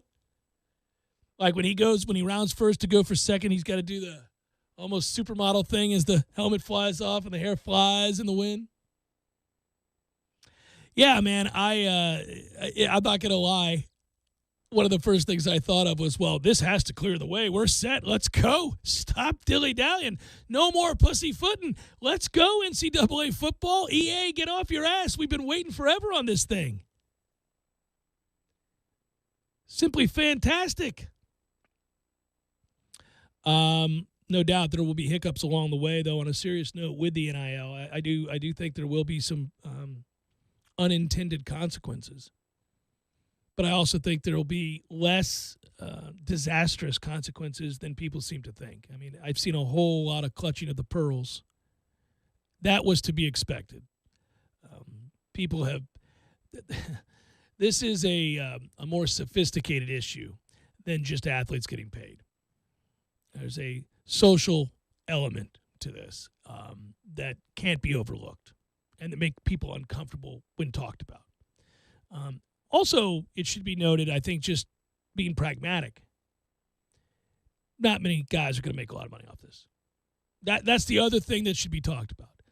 99% of the guys that play college football are of no use to companies. They're not going to gain anything by associating themselves with them. There aren't enough difference makers in college football that have the kind of influence that companies are looking for, whose Instagram accounts or Twitter accounts could change the fortunes of a not too many. Not too many. There are some, though. There are some, without question. If you're a unique player on a big time, for a big time program, you're a Heisman candidate and you've got some flair to you, you're polarizing or whatever, you've got something, transcendent talent, something like that. Yeah, you can do it. You're the right guard at Ohio State? No, man. That ain't going to do anything. You're a middle linebacker for TCU? Good luck. Good luck. People aren't calling. They're not knocking down your doors. It's Jeff Cameron Show, 97.9 ESPN Radio. Art and love so strange, said you never know. While I try my best, they cover eyes. It's a common way to blame and hide the truth. Hi, this is Rowdy Lawson at Lawson & Lawson Electric, now your local authorized Cummins generator dealer. You've trusted us for over 40 years with your residential and commercial electrical work. We've earned our reputation as the good guys by offering fair and honest pricing and standing behind our service and workmanship, from small family projects to complete rewires. And now, we're pleased to offer Cummins home generators at Lawson & Lawson Electric. Call 562-4111. That's 562-4111. Online at LLElectrical.com. License number EC 1300250. Yeah, Tallahassee Harley-Davidson is rolling Sturgis. That's right, giving you a chance to win a brand new 2021 Electra Glide Harley-Davidson motorcycle and many more prizes, including a trip to the Sturgis Motorcycle Rally. I'm Jesse James Dupree. In Tallahassee Harley-Davidson, Jesse James Bourbon and the VFW organization are proud to be rolling Sturgis. Swing by the dealership today, pick up your Rolling Sturgis voucher, and register to win big. Tallahassee Harley-Davidson is rolling Sturgis. Pow! It's that time of year in Tallahassee. The heat is here, the sun is out. A new screen room or Florida room makes it easy to soak in the natural beauty of your backyard without having to worry about the hassles of the heat or bugs. Call us today to see how you can comfortably enjoy the outdoors with this at-home oasis. Call 850-766-1340. T-Spark Enterprises, roofing and construction services. T-Spark, TSparkConstruction.com. License number CGC 1525336. Barry knows cool, he's keeping you comfortable. Barry knows cool, you can put him to the test. Your heating and air conditioning system doesn't check with you before it takes a break. That's why we're always ready to help. Any day, anytime, anywhere. And with our annual service agreement, there are no overtime charges. Ever. At Bearno Heating and Air, we will always be there for you. Barry knows heating and air conditioning. License CEC 1816186. There are changes and opportunities afoot at the peaceful, tranquil retreat known as Killearn Country Club. You could become a member right now at one of Tallahassee's premier golf clubs by inquiring about the club's many opportunities, be it a social membership, golf and tennis, or to simply enjoy the Olympic-sized pool. Call today at 850-692-3942 or learn more by emailing john@killearncc.com. That's john@killearncc.com for more information. No one outfits golfers better than Edwin Watts Golf Shops. We've been fitting golfers since 1968. Utilizing cutting-edge fitting technology, we'll analyze your swing and our Foresight launch monitors and fit you with the perfect club, pair of shoes, the latest golf apparel, golf balls, bags, and more. So come by today for your complete custom fitting. Edwin Watts Golf Shops, home of the 90-day 100% satisfaction guarantee. Keith McNeil Plumbing is family-owned and operated and has been since 1978. With over 80 employees and hundreds of years of combined plumbing experience, Keith McNeil Plumbing guarantees same-day service and customer satisfaction. If you need service for a water heater changeout, sewer replacement, dripping faucet, a natural gas install, or roof treatment, you name it. If it is an appliance repair, Keith McNeil Plumbing is there for you day or night, offering 24/7 emergency service. If you need service today, call the most reliable experts in the business. Keith McNeil Plumbing, 850-391-1417. That's 850-391-1417 for a free estimate. June 1776, Philadelphia. The youngest delegate to the Second Continental Congress is appointed by committee to begin the drafting of a document that would declare the vision and intentions of this Congress. Inspired by the Enlightenment ideals of individualism and liberty, this young delegate from Virginia continued the painstaking process through several drafts before presenting the final version, which stands today as an enduring statement of human rights. The man was Thomas Jefferson, who wrote the Declaration of Independence. Celebrating America's quest for freedom. This message brought to you by Whitten Glass on South Monroe, Tallahassee's first family in glass since 1945. Mahan Animal Clinic, special people and special care on Mahan Drive just east of Weems Road and on the web at mahananimalclinic.com. And Sellers Tile on Capitol Circle Northeast for the best design ideas and the highest quality tile, carpet, and hardwood flooring. The Jeff Cameron Show is brought to you by Orange Theory Fitness. Learn how living in the Orange Zone will lead you to a more healthy and vibrant life today. And head to orangetheoryfitness.com.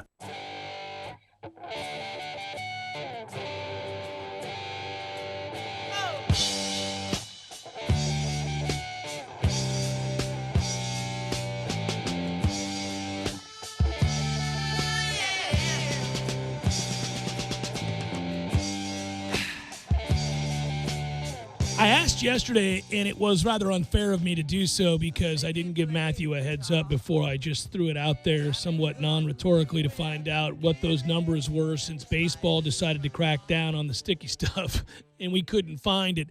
And I was giving anecdotal evidence of just watching the games. I've watched a ton of baseball lately. Seems to me the ball's put in play more often.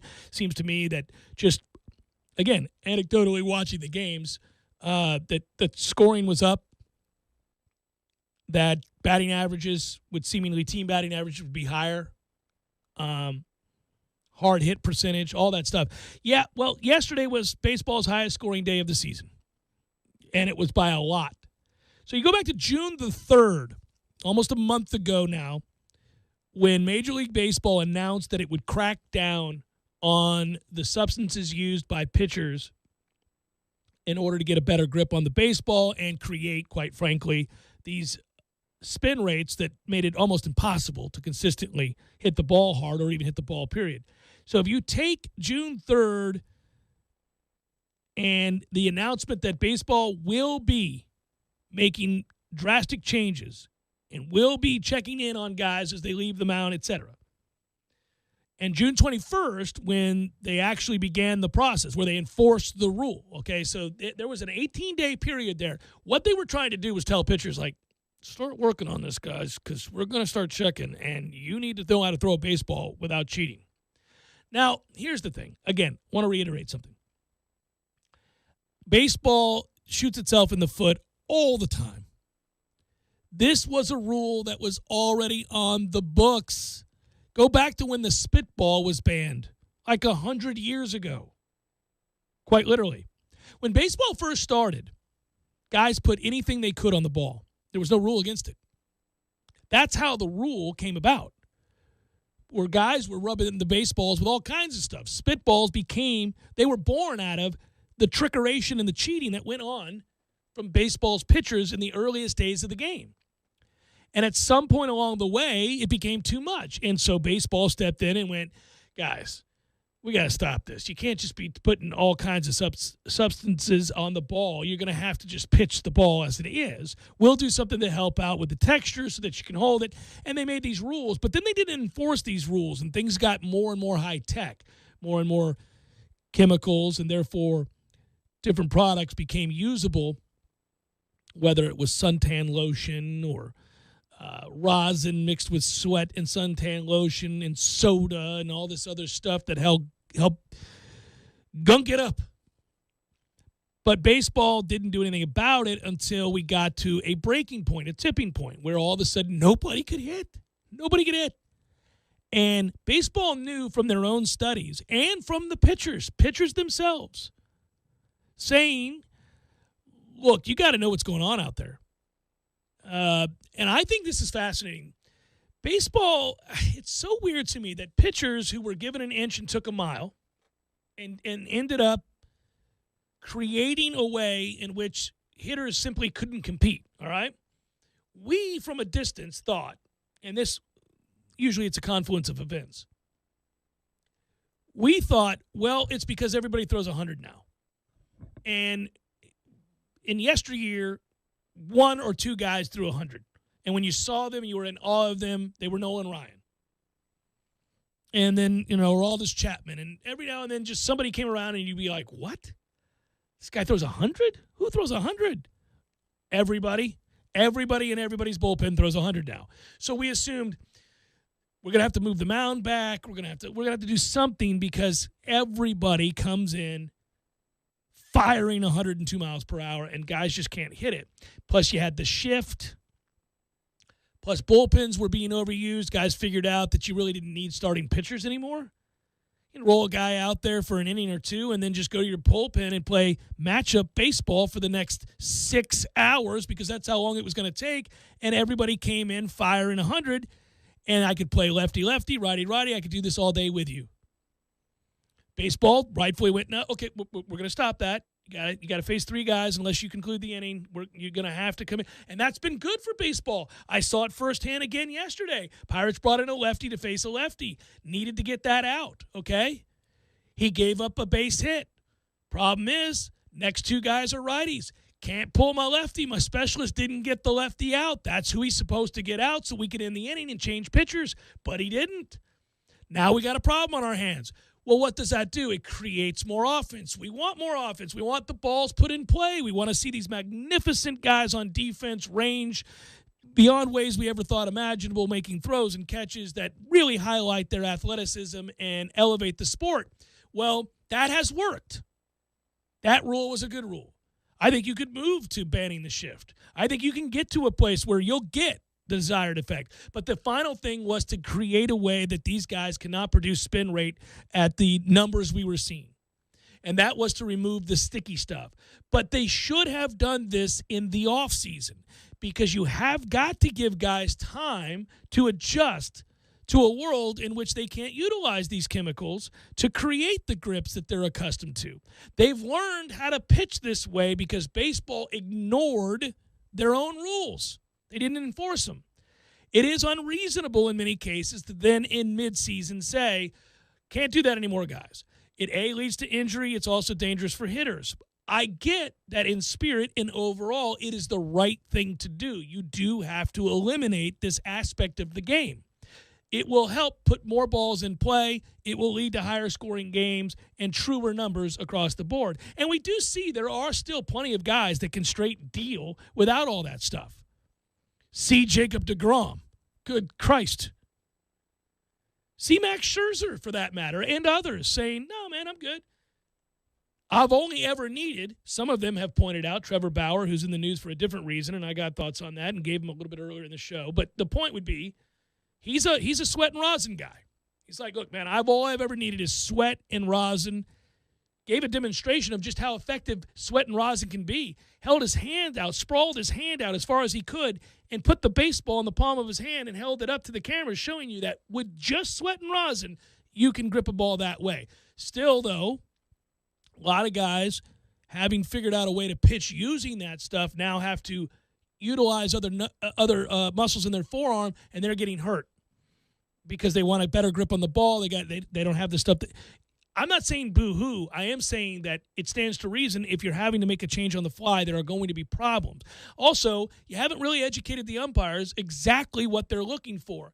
And it may very well be that the first guy to ever get tossed out of a baseball game for the alleged sticky stuff did nothing wrong.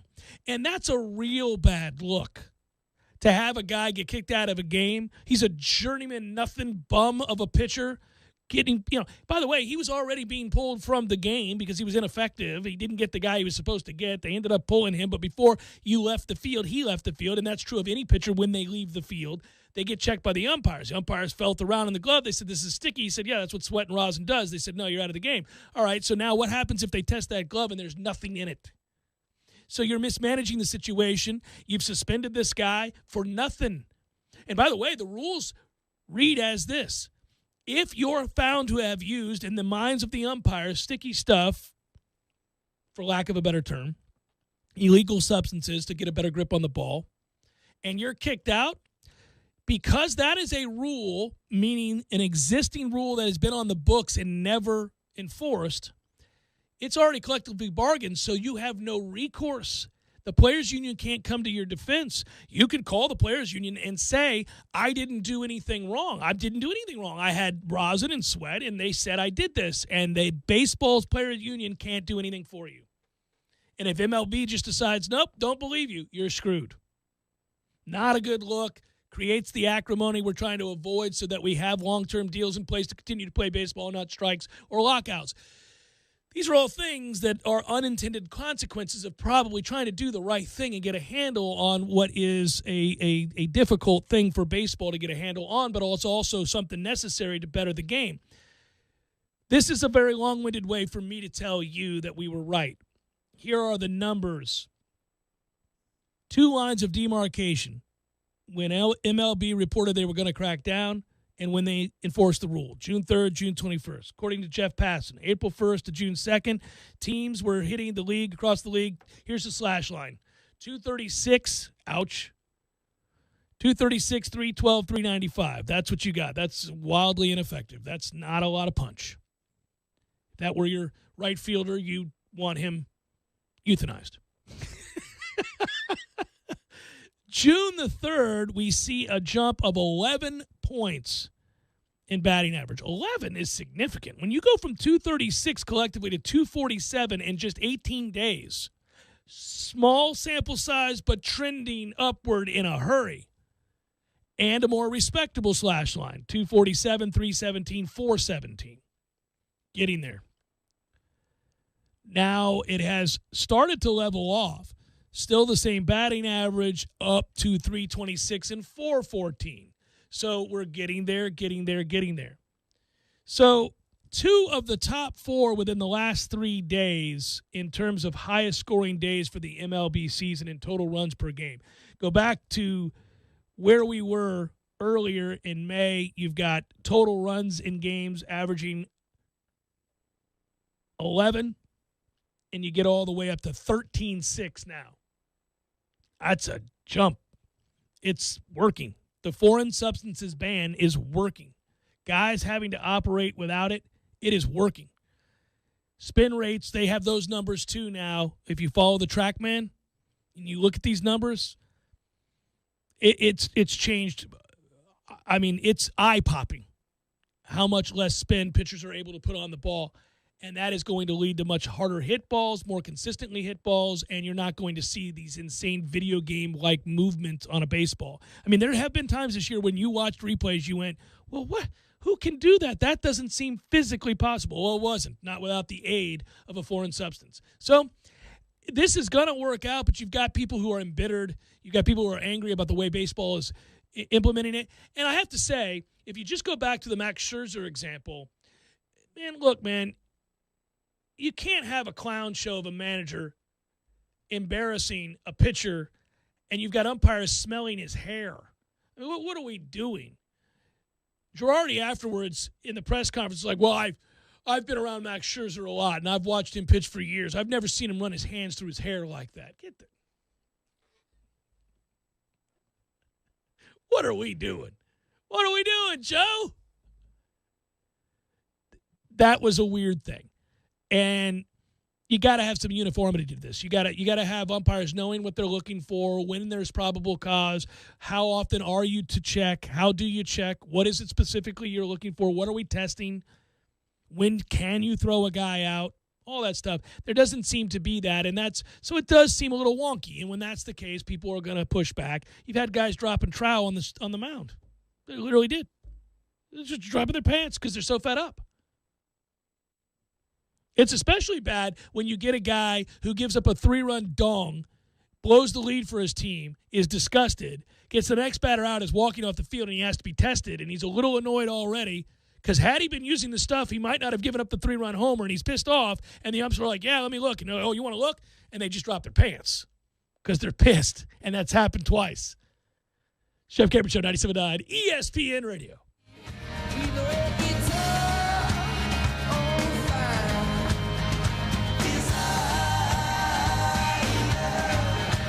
She's a candle burning my room. Need a spoon over the counter with a shotgun. Pretty soon, everybody got one. Here, Tallahassee Harley-Davidson is rolling Sturgis. That's right, giving you a chance to win a brand new 2021 Electra Glide Harley-Davidson motorcycle and many more prizes, including a trip to the Sturgis Motorcycle Rally. I'm Jesse James Dupree. In Tallahassee Harley-Davidson, Jesse James Bourbon and the VFW organization are proud to be rolling Sturgis. Swing by the dealership today, pick up your Rolling Sturgis voucher, and register to win big. Tallahassee Harley-Davidson is rolling Sturgis. Pow! Did you just get an Amazon Echo? Pretty neat, huh? Now you can find us on there. Just say, Alexa, enable ESPN Radio Tallahassee. Once you've enabled our skill, you can listen to us anytime you want. Simply say, Alexa, play ESPN Radio Tallahassee.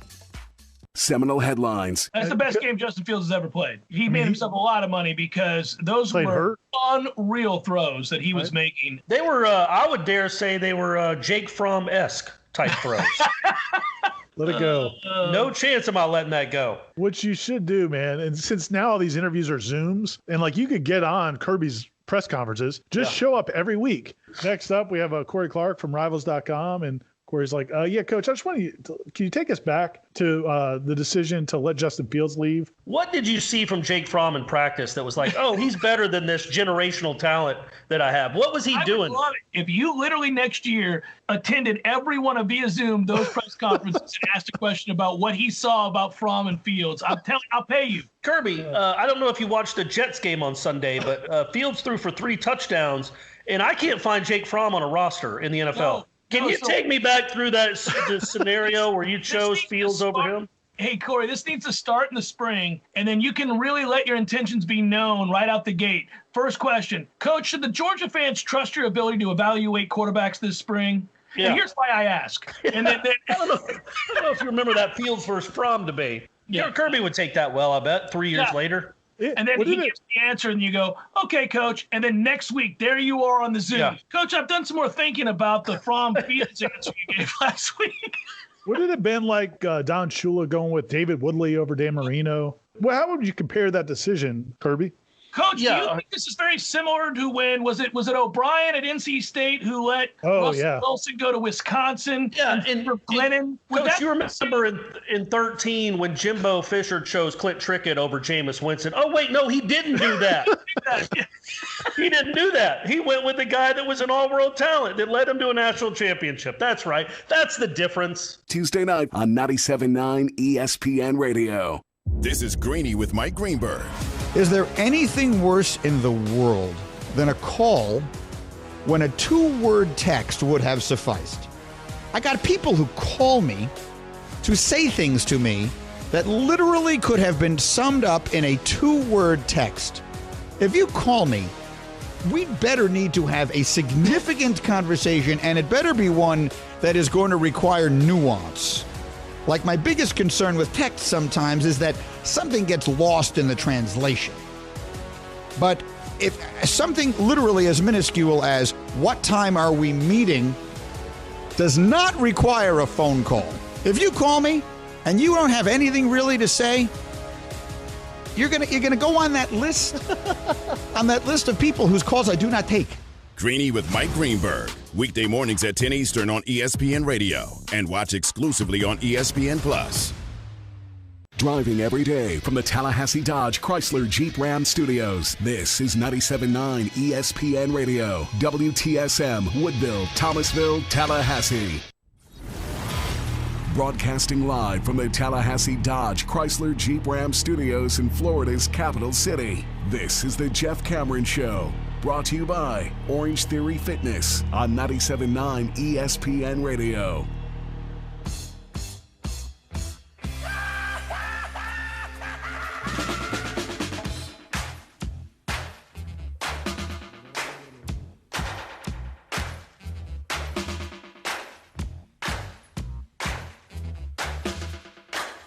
Interrupting all programs.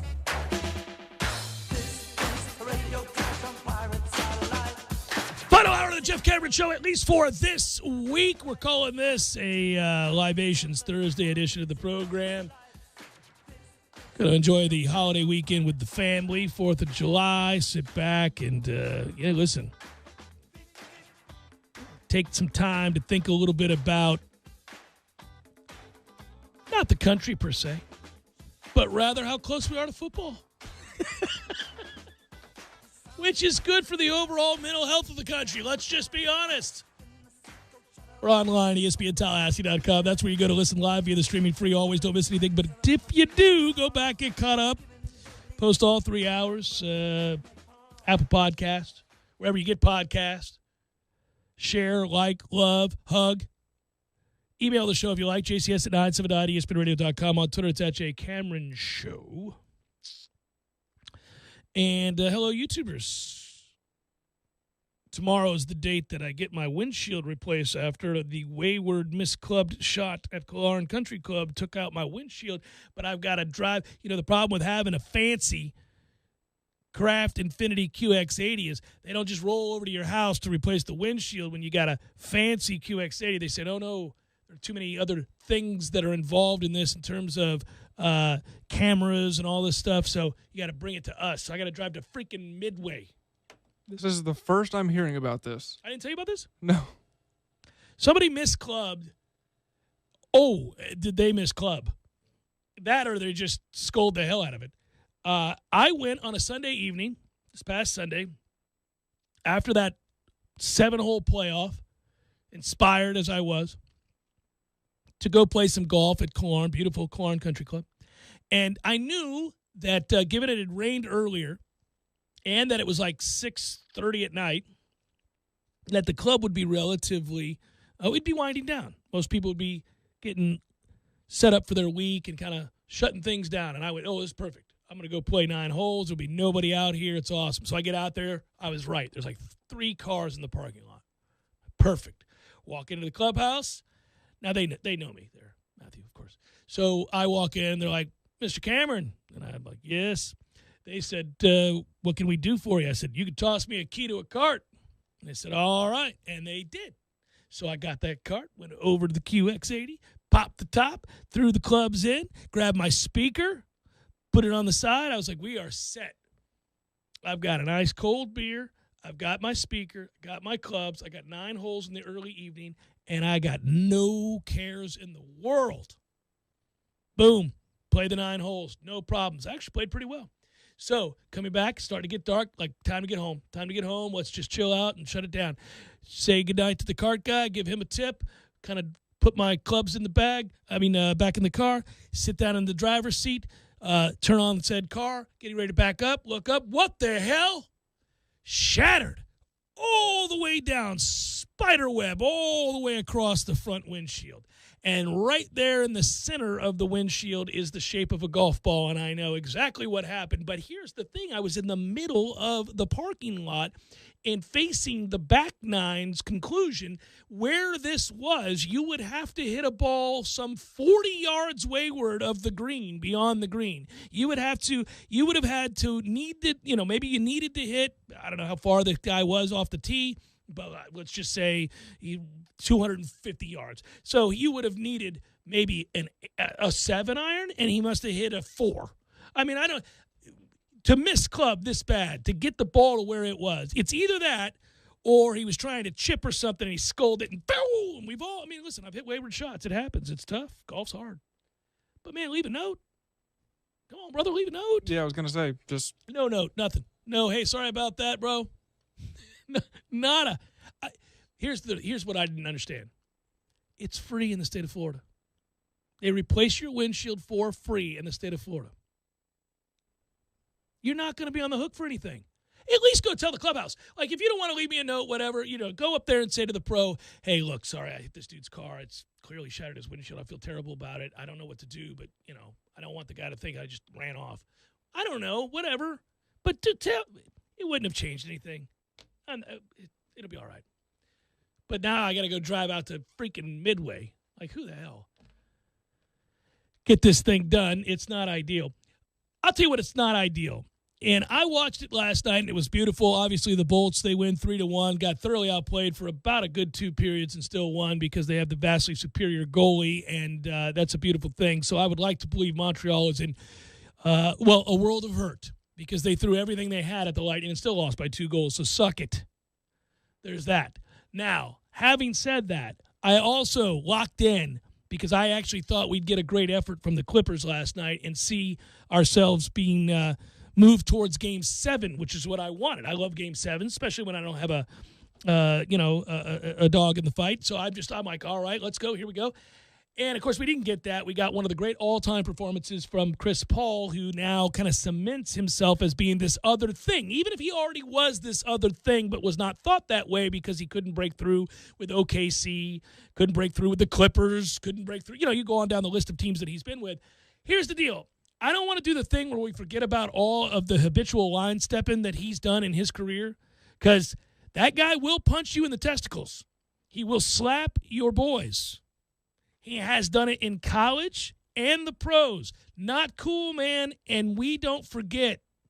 As men, you don't get a pass. You slap some testicles, that stays with us. You can elbow a jaw, fine.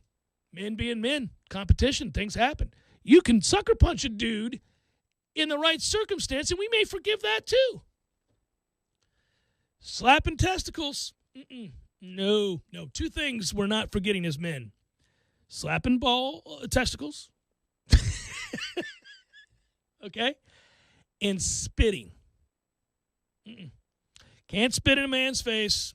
I mean, you can, but you reserve that for real hatred, like Saddam Hussein or something. You can spit in his face. I don't know who convicted serial murderers, maybe. Okay, I'll let you spit in their face, but other dude, no. Spitting in the face and or testicle slapping can't happen. So while I'm happy for Chris Paul because he's been a plus player for a very long time, and I think, kind of got bogged down. It's a very modern thing that happens anymore with the way that people assess players. This did not exist in the 80s. I think Jordan ruined it for everybody. It's not his fault. He was just that good. But when Jordan became this guy who almost single-handedly willed Chicago to become this whole other entity in the world of basketball and win 6 titles, the thought was, well, if you're really special, if you're all-time great, then you can just do that. But that's not true. There are Hall of Fame players, incredible all-time great players, who just couldn't do that. They didn't have enough help, or they just weren't as good as Michael Jordan. There's no sin in not being as good as one of the 2 or 3 greatest players to ever live. Like Charles Barkley is a bona fide Hall of Famer, never won a title. Does he suck because he didn't win a title? Is he a choker? No. But somewhere along the way, that's what happened to guys. Like Brady's ruined it for everybody in the NFL, especially quarterbacks.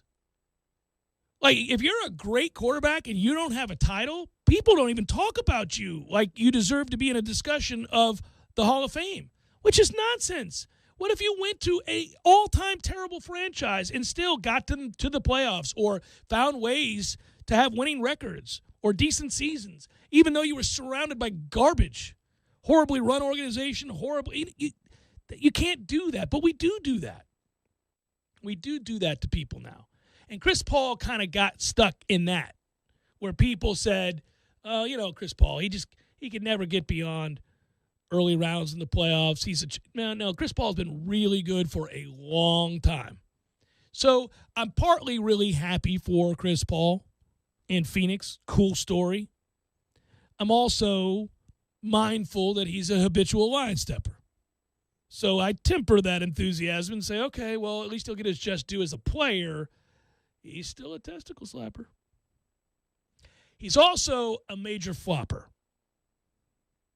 He's a drama queen. And the NBA, and I'm not going to single him out on this, but this needs to be said, and they better get a handle on this. We got to stop going to replay every 5 seconds, first of all. Stop it.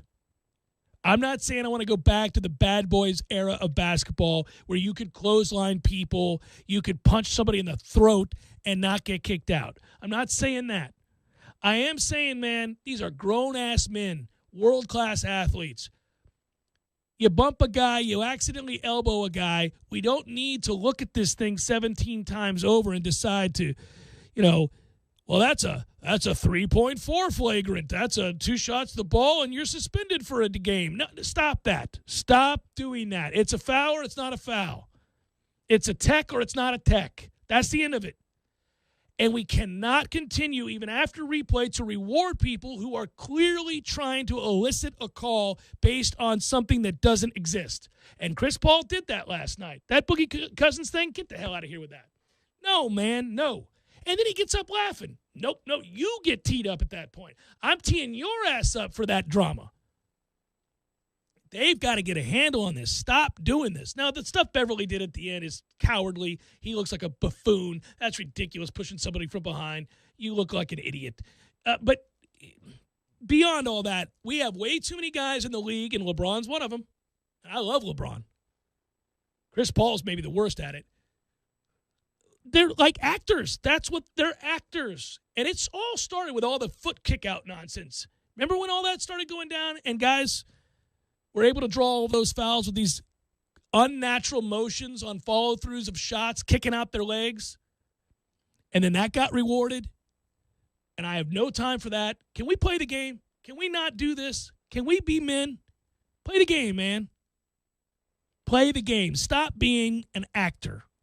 Flying all over the place, trying to get calls every 2 seconds. No ref should reward that. I would tee up every one of those guys. It's like soccer players that take a dive. No, man. No. Don't turn the game into that. I don't like having to watch a game of that magnitude and watching a performance of that magnitude only to turn around and go, yeah, but you did all this other stuff that makes me hate you. It's Jeff Cameron Show, 97.9 ESPN Radio.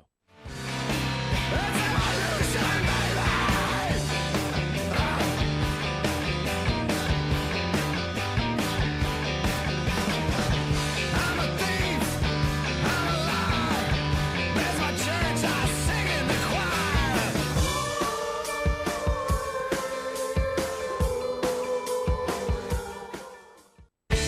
Make this summer spectacular at home. The City of Tallahassee Utilities offers a variety of grants, loans, and rebates to help with energy-efficient upgrades.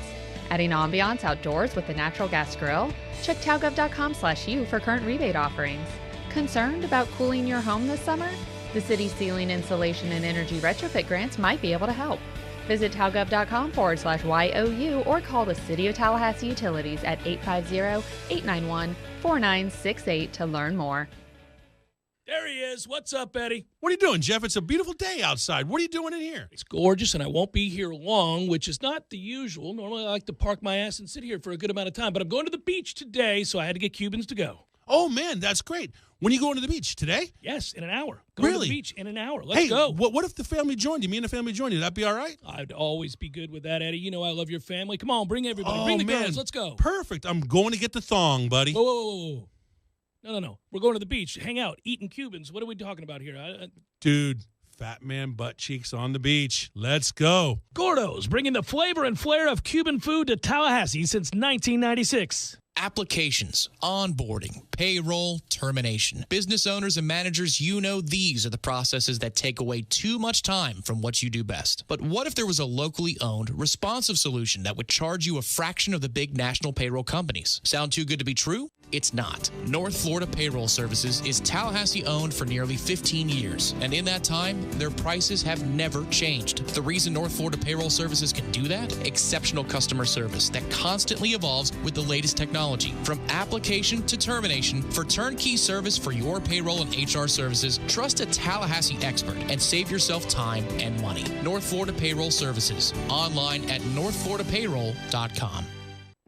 Here, Tallahassee Harley-Davidson is Rolling Sturgis. That's right, giving you a chance to win a brand new 2021 Electra Glide Harley-Davidson motorcycle and many more prizes, including a trip to the Sturgis Motorcycle Rally. I'm Jesse James Dupree. In Tallahassee Harley-Davidson, Jesse James Bourbon and the VFW organization are proud to be Rolling Sturgis. Swing by the dealership today, pick up your Rolling Sturgis voucher, and register to win big. Tallahassee Harley-Davidson is Rolling Sturgis.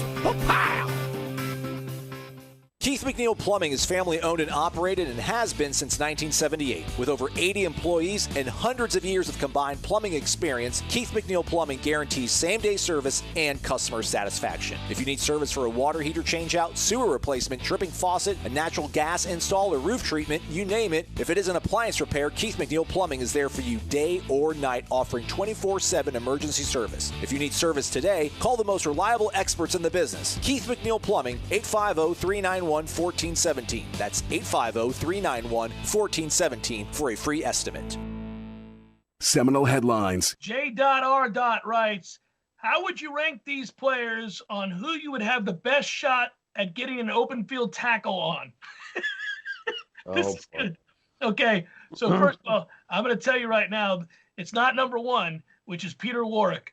Or the next two, I hope, like Jamie Dukes and Menelik Watson or something, I could at least dive at their knees. I'm going to go with the next one, and I'll tell you why in a moment. But Percy Harvin is the next one on the list. What? I mean, what? Reggie Bush and Devin Hester are the last two. You know, if we did the Oklahoma drill or the Knoll drill with all three of us side by side in that little alley, yeah, no, we could. We're not tackling any of them. No, yeah, we could. They can't go outside the alley. Go outside the pylons, man. You can tackle them. I mean, I would get trucked. They would look at me. They'd look at you two and look at me and go, "Okay, I'm going at that dude," and just truck me. What was your reasoning for Percy Harvin? I think he's thick enough that, especially in a situation like, I don't think he was transcendently fast. Percy Harvin was never Reggie Bush or Peter Warrick. I'll be honest. I've thought about it now. I think my best chance is probably Peter Warrick, because say he's coming at me, right? He makes his little wiggle. He makes his wiggle move to get me to shift to go back left. Well, his wiggle move is so fast and I'm so slow, I don't get a chance to shift at all. You wouldn't shift. He wiggles and I'm still right there, and he runs right into me thinking that he fooled me. I haven't even reacted to his first move. So I'm just there. Again, really quickly, the answer is in the open field, we're not tackling any of those guys. I'm not, you're not, nobody's not. I got it. I'm saying that. But in an Oklahoma drill, I'm taking Devin Hester, and I'm going to be all right with it. You're going to body slam him. You're going to Brian McFadden him. You're going to choke slam them. Tuesday night on 97.9 ESPN Radio. The Jeff Cameron Show is brought to you by Orange Theory Fitness, science-backed, technology-tracked, and coach-inspired. 2 Tallahassee locations. For more information, head to orangetheoryfitness.com today to start your journey.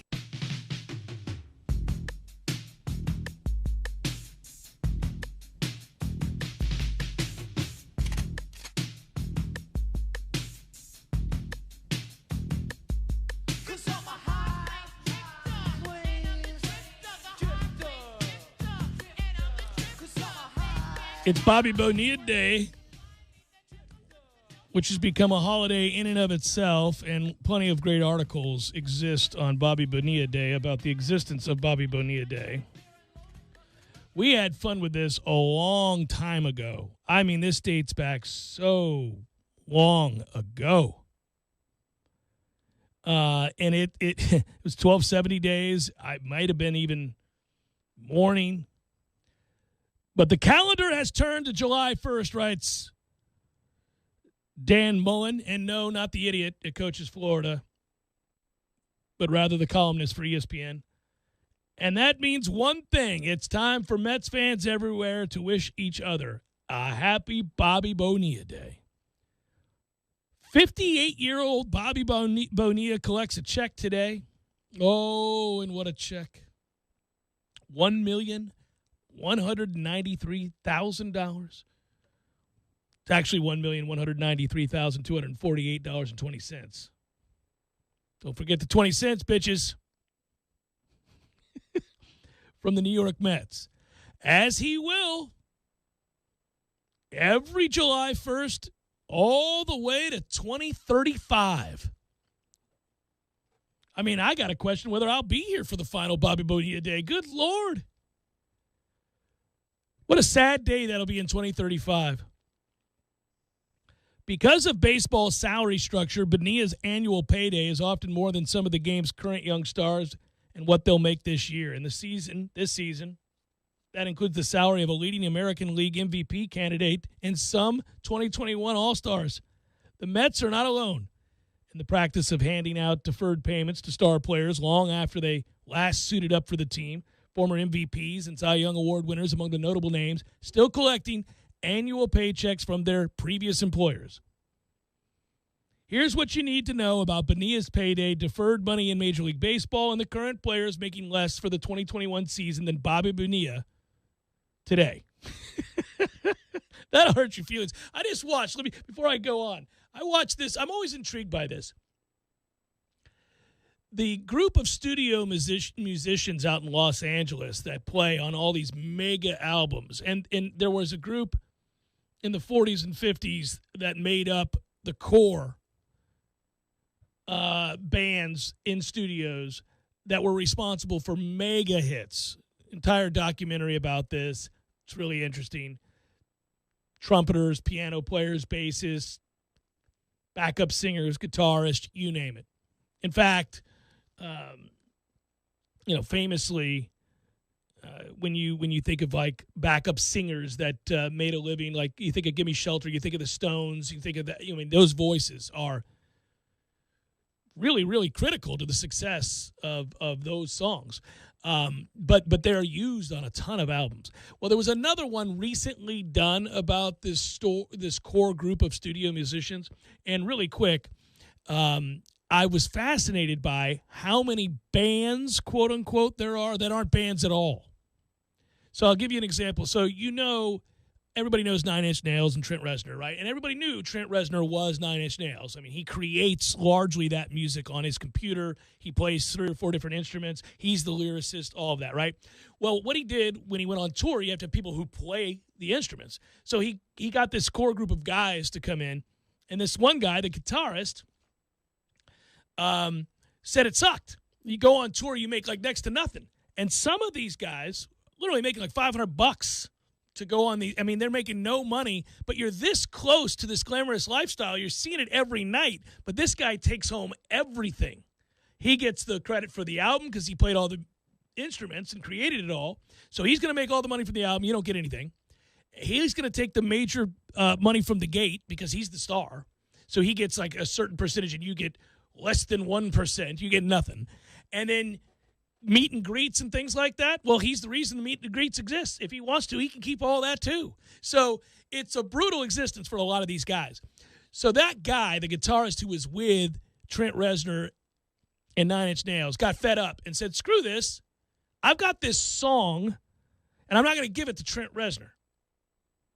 And the song is Hey Man, Nice Shot by a band called Filter, who you now know, right? Yeah, that's not a band at all. That's the disgruntled, angry guitarist from Nine Inch Nails who said, screw you, Trent Reznor. I got a song, and I'm going to keep it, and I'll make up a band, and I'll call it Filter, and I'll grab a bunch of slappies like you did, and I'll take them on tour, and I'll be Filter, and I'll sing this song everywhere, and it'll be huge. Well, what's wrong? He was huge, and they made a lot of money. But guess what? He didn't learn anything from the mistreatment from Trent Reznor. He was even worse. He mistreated the whole band. That guy's in this other documentary going, no, that dude's an ass. He wouldn't give us anything. He goes, I said, screw this. I became the voiceover guy. Now he's the bassist from Filter. He's the voiceover guy for Carl's Jr. When you hear the Carl's Jr. ads, it's the former bassist of Filter, who's really not a bassist in Filter at all, but a studio musician who said, this sucks. And then he's a voiceover guy. Incredible. But the money made from some of these guys for having 2 or 3 hits, their checks in the mail for life. It's unreal. Unreal. Eventually, this documentary got into the Ghostbusters song and how much money is made annually off that song. And it's unbelievable how it happened. It was, again, Ray Parker Jr. sings the song Ghostbusters. He was a studio musician. He had worked as a backup and a writer for all these different guys, but he never got credit. Oftentimes, he wouldn't even be on an album. Like the album would come out and he wrote half the lyrics or he wrote the melody, and they wouldn't even credit him. So he's pissed off about it. His mother's like, well, you say you're a musician and you're in a band, but I never see your name on the keys. Like, this is ridiculous. They needed a song for the movie Ghostbusters. It was going to be a mega hit. They knew it was going to be a mega hit. Ivan Reitman, the director, says, we got to have a song. We need a song, but here's the rule. The song has to have the words Ghostbusters in it. Can you write a song with the Ghostbusters in it? So the call goes out to all these writers in Los Angeles, any of these studio people, and like, hey, we need a song. Ray Parker Jr. had a melody in his mind, but he couldn't think, how do I work in Ghostbusters into this thing? Like, how do I make it, like, prominent? And then he hears it in his head. He quickly puts it together. He thinks, I'm never going to hear this song. It's never going to matter. 3 days later, he gets a call. Reitman loves it. They're going to use it. They're going to put it on billboards. It's going to be everywhere. It's a catchy tune. It's going to work. It's made him hundreds of millions of dollars. He never has to work again. One time, one song, life-changing. Residual checks. Sits around every day. He gets asked, do you ever get tired of hearing the song Ghostbusters? He said, oh, no, never. Never. In fact, when I hear it, I smile ear to ear, thinking about the 6 houses that I own and my flight to Paris next week. I don't hate it at all. In fact, I wish more people would play it more often. Can you imagine how great that is? I only get upset when it's not on repeat. Yeah. You ought to be playing that thing back to back to back. It's incredible. In 2000, the Mets agreed to buy out the remaining $5.9 million on Bobby Bonilla's contract. However, instead of paying Bonilla the $5.9 million at the time, the Mets agreed to make annual payments of nearly $1.2 million for 25 years, starting July 1st, 2011, including a negotiated 8% interest. Okay, so this is always what? Wait, you only owed him 5.9. Why are you going to give him 1.2 for 25 years? At the time, Mets ownership was invested in a Bernie Madoff account that promised double-digit returns. You think Bobby Bonilla loves Bernie Madoff? The Mets were poised to make a significant profit if the Madoff account delivered. Of course, it didn't. Didn't work out. This year, under new owner Steve Cohen, who mentioned the possibility of celebrating Bonilla at Citi Field annually soon after taking over the team in November, the Mets seemed ready to embrace Bonilla's day. as the team's tweet on Wednesday night shows. You know what tomorrow is? We have a big announcement. How rare is the arrangement? I'm learning with you guys. Bonilla last played for the Mets in 1999, last played in the majors for the Cardinals in 2001, but he'll be paid through 2035 when he'll be 72 years old. Some of the other notably deferred money contracts courtesy of ESPN Stats and Info. Bobby Bonilla, again, a second deferred contract plan with the Mets and Orioles pays him $500,000 a year for 25 years. Those payments began in 2004. Bobby Bonilla is the king of his best agent of all time. Listen, we don't actually want the $5 million right now. Tell you what, you just give us $1 million every year for seemingly in perpetuity. What are we doing? Brett Saberhagen. I can still just remember I was listening to Harry Carey and Steve Stone of the Chicago Cubs back when Stone was with the Cubbies. And Saberhagen was due to pitch at that time against the Cubs.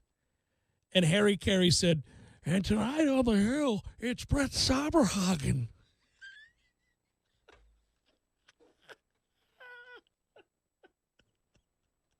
And I remember I was on my couch when he said it. I was like, that's awesome. Steve Stone didn't even correct him. Just like, that's right, Harry. Brett Saberhagen on the hill tonight. Saberhagen with a 2.79. He just steady plowed through the rest of the broadcast calling him Brett Saberhagen. What the hell, Harry Carey? We miss you. Legitimate sounds can be found on the internet of Harry Carey popping beers while doing the game. Because back in those days, you may recall, those little pop tops were loud. Psst. You had to pull them. I remember you had to pull those things. They're sharp as hell. And you can find it occasionally. I've heard audio out there, middle of an inning. Psst. You're like, my man. Saberhagen, as Harry would have him be known, receives $250,000 a year from the Mets. The Mets were forever getting bent over. From the Mets for 25 years. His payments also began in 2004. Just steady cutting checks for dudes been out of baseball forever and a day. Max Scherzer will receive $105 million total from the Nationals that will be paid out through 2028. Okay, that's not so bad. Manny Ramirez collects $24.2 million total from the Red Sox all the way through 2026. Ken Griffey Jr. will receive $3.59 million from the Reds every year through 2024. And the deferral from his 9-year, $116 million deal signed in 2000. Todd Helton, of all people, $1.3 million from the Rockies every year through 2023. Good deal. I like it. Because baseball's salary structure has young players start their careers by earning about half of Bonilla's annual $1.19 million, notable players who are making less than Bobby Bonilla this season read as follows. Vladimir Guerrero Jr. is making $605,000 this year. Brian Reynolds of the Pirates, who's having a truly very good season. Rarely seen in Pittsburgh. $601,000 as well.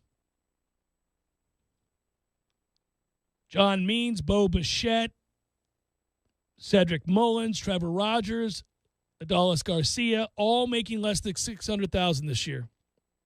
Casey Mize making less than $574,000 this year. Bobby Bonilla's like, what's up, boys? Need me to spot you some coin? I got the dinner. Tonight, guys. Don't worry about it.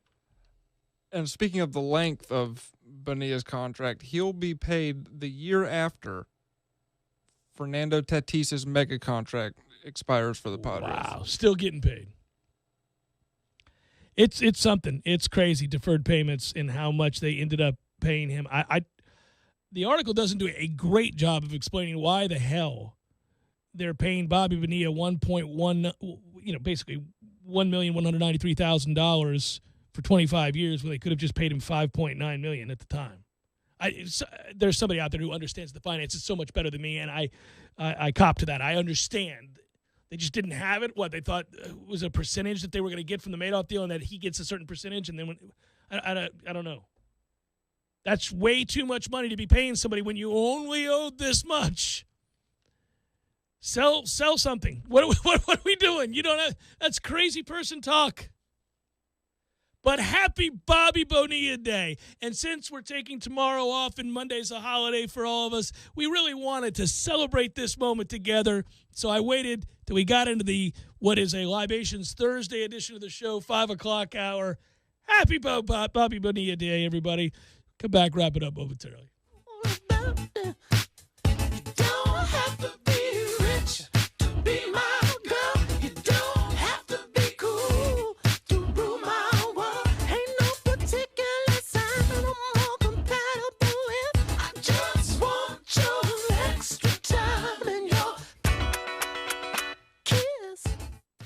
There are changes and opportunities afoot at the peaceful, tranquil retreat known as Killearn Country Club. You could become a member right now at one of Tallahassee's premier golf clubs by inquiring about the club's many opportunities, be it a social membership, golf and tennis, or to simply enjoy the Olympic-sized pool. Call today at 850-692-3942 or learn more by emailing john@killearncc.com. That's john@killearncc.com for more information. Front Row Knowles, featuring Tom Block and Keith Jones, is brought to you by Hobson Chevrolet in Cairo, Georgia. Get your best deal the Hobson way. Catch Front Row Knowles every Wednesday night at 6, right here on 97.9 ESPN Radio. Games for Less, the only locally owned and operated gaming store in town, has Tallahassee's largest selection of new and used video games and game systems. The future of video gaming is at Games for Less, where they have both the PS4 and Xbox One. It's time to trade in your old systems and elevate your gaming experience now. Games for Less is also your headquarters for the best in retro gaming. Atari 2600, original Nintendo, Super NES, or Sega Genesis, you name it. They got it at Games for Less. Games for Less, the Super Walmart Shopping Center on Appalachia Parkway. Give them a call today at 850-219-3535. That's Games for Less. Barry knows cool. He's keeping you comfortable. Barry knows cool. You can put him to the test. Your heating and air conditioning system doesn't check with you before it takes a break. That's why we're always ready to help. Any day, anytime, anywhere. And with our annual service agreement, there are no overtime charges. Ever. At Berno Heating and Air, we will always be there for you. Barry no heating and air conditioning. License CEC 1816186. Keyshawn Johnson, Jay Williams, and Zubin Mahente. The narrative prior to the game is, what is Kevin Durant going to be? What is he going to do? Are we going to look at a guy after the game and say, well, see, here we go. Can he carry a team? Oh, he needed to go away from OKC to Golden State to win a big game. That question should never be brought up again as far as Kevin Durant. Keyshawn, J. Will, and Zubin. Weekday mornings at 6 Eastern on ESPN Radio. Or streaming live on the ESPN app. People trust Sellers for better tile, carpet, and hardwood flooring. Sellers Flooring Advisor Ryan Fitzgerald. We understand most people don't come in with great knowledge of what they're looking for or what they need. So at Sellers, what we try to do is use our expertise to guide you through the process. Get Sellers working for you. We make it easy, and we have the experts on staff to get you where you need to be, and we give you the options. On Capitol Circle Northeast, just north of Mahan Drive. Call 656-8453. Online at sellerstile.com. My dog was in bad shape, and I was scared. I had never seen her so sick, and my mind was racing. What to do? Who to call? I mean, I raised her from a puppy. She's like my best friend. A few years ago, she developed diabetes, and I've been following her daily regimen carefully. But that morning, something just wasn't right. She could barely move, and I thought, I'm losing my dog. I called a friend, and he said, call Dr. Pliskin. So I called Mahan Animal Clinic.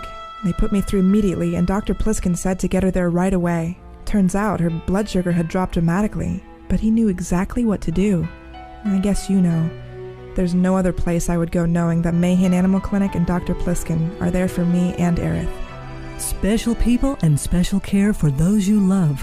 Mahan Animal Clinic on Mahan Drive near Costco. On the web at mahananimalclinic.com or call 402-0557. This is Greeny with Mike Greenberg. Is there anything worse in the world than a call when a 2-word text would have sufficed?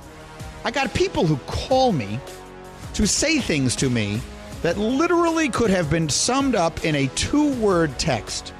If you call me, we better need to have a significant conversation, and it better be one that is going to require nuance. Like, my biggest concern with text sometimes is that something gets lost in the translation. But if something literally as minuscule as "what time are we meeting" does not require a phone call. If you call me and you don't have anything really to say, you're gonna go on that list of people whose calls I do not take. Greeny with Mike Greenberg. Weekday mornings at 10 Eastern on ESPN Radio. And watch exclusively on ESPN Plus. Broadcasting live from the Tallahassee Dodge Chrysler Jeep Ram Studios in Florida's capital city. This is the Jeff Cameron Show. Brought to you by Orange Theory Fitness on 97.9 ESPN Radio.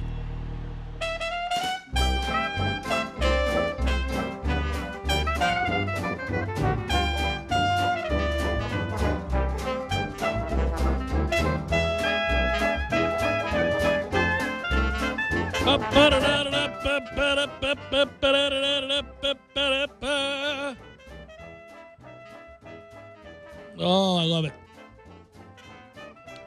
Day baseball abounds, but plenty tonight as well. The Yankees choking it again yesterday. All righty. Way to go, Yanks. Sorry asses. It's wonderful to watch them fall on their faces every night. 7 runs in the ninth. Woo-hoo-hoo. That will hurt your feelings. You just hate to see it against Chapman. You hate it. You just hate it. Such a good guy. Such an upstanding guy. Couple things here. Back last segment, we were talking about Bobby Bonilla Day. Again, I want to reiterate something that was once used as a promo on this very show, but I think it bears repeating. No, we ain't doing no direct deposit on Jeff Cameron Day. No, I don't want it directly deposited. I want to physically have to go get the check. It's going to be awesome. I'm going to do it pantless. I'm going to walk down the driveway whistling. On my way. My neighbors are thinking, damn it, it's Jeff Cameron Day again. Look at him out there. Not a care in the world. Would you, Steve? Would you have a care in the world? You know why he's whistling. I know. Everybody pretty much usually has an idea of exactly when their mail comes, with give or take 10 to 15 minutes, because it does vary a little bit. The build up to that. My mail comes in the evenings, unfortunately. I tend to get my mail around 4 or 5 o'clock in the evenings. And so, having to wait I don't know, maybe it would be a celebration. Maybe you'd start with mimosas, have a big meal, seafood, Alaskan king crab leg, party out back. Everybody's hanging out. It's the dead of summer. Big coolers full of beer. Got the music blaring. Come on in. It's Jeff Cameron Day. All right. Oh, it's 3:30, guys. Somebody remind me in about 30 minutes to start checking that mailbox. Maybe we'll all shimmy out there together. Pick up that check. $1.19 million. Woo! What a day at the office that is. You hold it on high. Just wave it into the air. You got to give the mailman like a cut, and it's got to be a production. Yeah. Oh, yeah. He gets out, does a dance. You meet him. You're slapping fives, bumping elbows, spinning, turning, chest bumping afterwards. Flash mob starts out on the street. Everybody starts dancing on a hill. I saw one the other day that cracked me up. Bravo. Normally I hate flash mobs because I associate them with stupid Broadway musicals. And I don't mean stupid Broadway musicals. I mean musicals that are brought to film. Again, I get Broadway. I get plays, love them. Can even handle musicals if I'm there in attendance in the theater. Watching it in a movie, can't do it. Can't do it, never could. I've lamented this and railed against it for years. We're in the middle of a conversation and somebody jumps up on a table, starts singing. Get the hell out of here with that. I can't do it. So I saw a flash mob or whatever it would be considered the other day, and it got me. It was fantastic. It made the way on the Instagram, if you will. So there's, by the way, two things to point out. So first of all, it's this hill. It's literally a hill. It's just this big hill. It'd be like if you were at Cascades Park and you were just, you've seen that hill that goes down towards the amphitheater. But there's no, in the shot, in the camera shot, whoever is in the shot, they're at the bottom of the hill facing up to the top. And there are people on blankets. They're having picnics. It's nice. It's nice. Looks like it's a bit of a festival. Like maybe there's some arts and crafts and things like that, food trucks and the like. And this guy, this very flamboyant guy, is dancing. He's coming down the hill. And he is into it. And he is twirling and very flamboyant. And it's funny, okay? So it starts with that. Like, this guy's just happy to be outdoors. And you kind of get the sense, like, oh, this is post-pandemic. It's people are outside. This guy's just pumped, and he's gonna be free to do what he wants to do. So he starts dancing, and there's a guy laying with his girlfriend on a blanket, and they're eating. And he kind of glances back over and smiles. And I'm like, well, good. Nobody's bothering this guy. Let him dance. Let him do his thing, man. There's nothing wrong with that. Good for him. But then the dude on the blanket hops up and in unison is doing the same dance. So they're like, it's choreographed.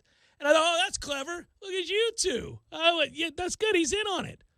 And then like 3 or 4 other people on the blankets, they stand up and join right in. And now we got 5 or 6 people dancing flamboyantly on this hill, and then it's all choreographed. But then, Matthew, behind them, like the 30 people that have been watching all of this, they all instantly jump up and start doing it. And the whole hill is alive, and they're dancing and twirling and spinning, and it's fantastic, and they got me. And with each passing member of the dance party that stood up and began to join, I smiled more and chuckled a little bit more and went, damn it, that's awesome. Good for you guys. First one I've seen in a long time where I was like, oh, that's fantastic. That is well done. Did you find it? Yes, for those interested, it's what's it called? I had no idea. It was organized by Bob's Dance Shop. So I'm assuming the guy in the front is named Bob. But I don't see any particular reason for it. It's just great. They're just famous for their flash mob videos. Yeah. But it's a large group, right? It's exactly as I kind of described there. It's fantastic. You don't suspect the one dude who just hops up and joins them. You're like, oh, that's well done. So I saw that, and then this is how people go down rabbit holes, and you never end up getting anything done, nothing productive. You just end up, this is the secret to something like TikTok or any of these things, these reels or any of these things. But this one got me. Man, there's always one a month that gets you get all choked up. You can't watch it by yourself. It's either somebody like those Dodo ones where they're saving the damn dogs and stuff. Oh, my God. The Dodo, every day. Oh, my God. It's beautiful. Isn't it beautiful? They're forever saving these. Who are these a-holes in the world dumping these dogs in canals and forests and It's just unbelievable. Okay. So that one gets me. You get angry, then you're happy for the dog. And what's amazing is you see the appreciation. Like it's the dogs are just like, oh, well, thanks. I thought I was going to die. It's unreal. So there's that. Saw one. Have you seen the guy that drives the gentleman with cerebral palsy in the Lamborghini? Oh, buddy. You got to be by yourself. So, real quick, there's a guy. He's in shape. He looks, good-looking guy, I'll say it. You know, he looks like maybe a model of sorts, whatever. He's driving a Lamborghini, and he looks angry. At first, when I looked at this thing, I'm like, why is this guy angry? Next to him in the passenger seat is a man that I found out later on. I knew he had a malady, but I couldn't tell what it was at first. But he's got cerebral palsy. And I think they're French. I think this is a European YouTuber, like the guy that's the driver. I think it's a European YouTuber. I think he's popular. I don't keep up with YouTubers, but I mean, I know they're all out there, right? And they're doing their thing, making a lot of money. So this kid apparently had always wanted to be in a Lamborghini. And so he gets him in the Lamborghini, and he starts to go, and he revs the engine, and the kid gets so excited. I say the kid, he's a young man, gets so excited. And he's literally like a little kid. He's like, ooh, And he starts like making noises and stuff and getting excited. And then the guy hits what I assume is akin to a turbo or whatever it is, and they gun it. And he gets really excited, and he can't believe it. It's like a thrill of a lifetime that he's in this Lamborghini hauling ass. Come to find out, the reason the driver looks stern is he's trying to keep from crying because he sees the joy in this person's heart that he's helping provide by allowing him to be in the Lamborghini. The other reason he's trying to keep from crying is that while the young man with cerebral palsy is having so much fun, is enthralled by this ride in the Lamborghini, he realizes he's making sounds and stuff that I guess in the past has alienated other people. And he says to the driver, please don't be afraid of me or annoyed by me or whatever he says, something along those lines. I was watching it over here with subtitles, and I got to the point where he says people avoid me. Mm-hmm. You're like, okay, that's it. Yeah. He says most people tend to hang out with people that are like them, and they won't hang out with me. Please don't be afraid of me. I make sounds like this when I get excited. I sound like a child. I can't help it. You're like, ugh. So the driver's awesome because he's just looking away, trying to keep it together, but he's fighting back tears because he's given this kid a thrill of a lifetime. Just awesome. It's heartwarming. It's good, but you watch it, you're like, oh, man, you got me. I didn't know that was coming.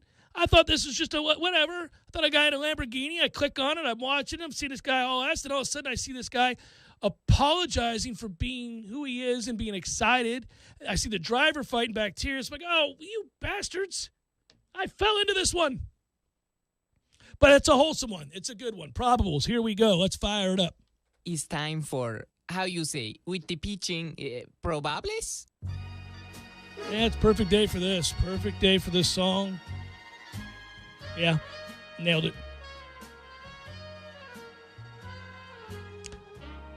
You know what's funny is I think early on one of the first things I found out about you, Director Matthew, is that you're a huge Frank Sinatra fan.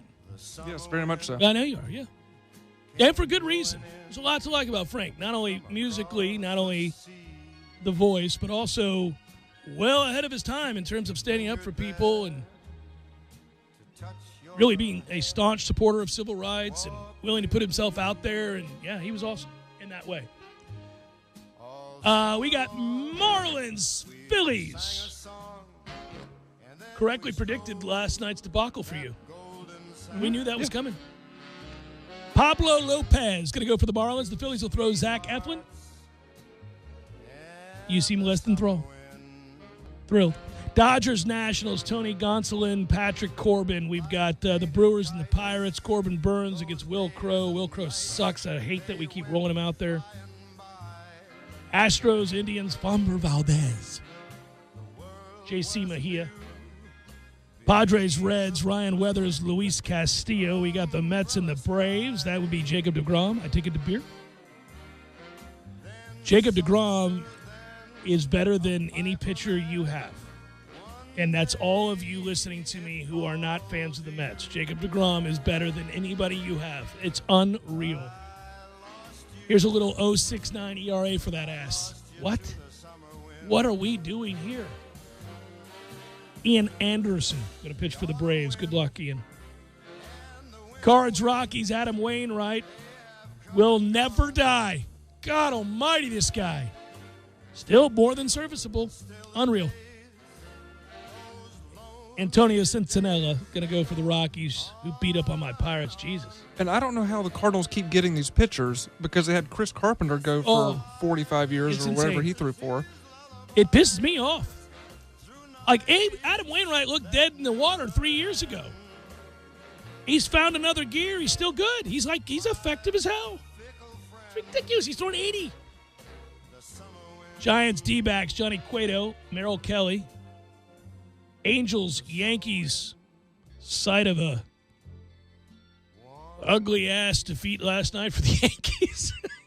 That game may be delayed. They got weather problems. Griffin Canning, straight from the country club. Jordan Montgomery, his adversary. We'll see. So look at those that shall reside on the bump. Yeah, you don't have to start another song. It's all right. Hit it right at the end of Frank. I did, right after Frank was saying, have a good day. I picture, it is so funny. Some songs do it, some songs don't. A lot of songs put you in a place or a time, a period of your life, something you remember, maybe even a person. Summer Wind, that song only makes me think of one thing, and that is sort of a drone shot flying over, what are they calling it now? It's not Pac Bell anymore. Where do the Giants play? What's the name of that park now? AT&T Park, whatever it is. Yeah. So I picture them coming in over the water and that right field bleacher section. I see us coming towards that stadium slowly, like in a drone, while I listen to Frank. It's crazy. It just makes me think of San Francisco. Oddly, very specific, sort of etched in memory there, but it exists. Hey, enjoy the 4th of July weekend, everybody. We're gonna have Monday off, and I'm gonna begin the celebration tomorrow. Good work out of you, Matthew, as always. Be good, be safe. Don't blow your fingers off, people. No blowing your fingers off. I say every year, I'm not gonna buy fireworks on the side of the road from some dude who looks like a serial killer, and then I do. And if you're in a neighborhood, Yeah, let's be mindful of the dogs and the veterans. People don't care, man. People don't care. It's awful. Yeah, no, it's a weird deal. Like, I'm fine with you firing off fireworks. Traditionally, I get it. 8, 9 o'clock, whatever gets dark, you start doing it. It's the people at 1 a.m. firing up. Get it together. Get it together. You don't need me to preach to you. You guys know that. All right. Have a great long weekend. We'll talk to you on Tuesday.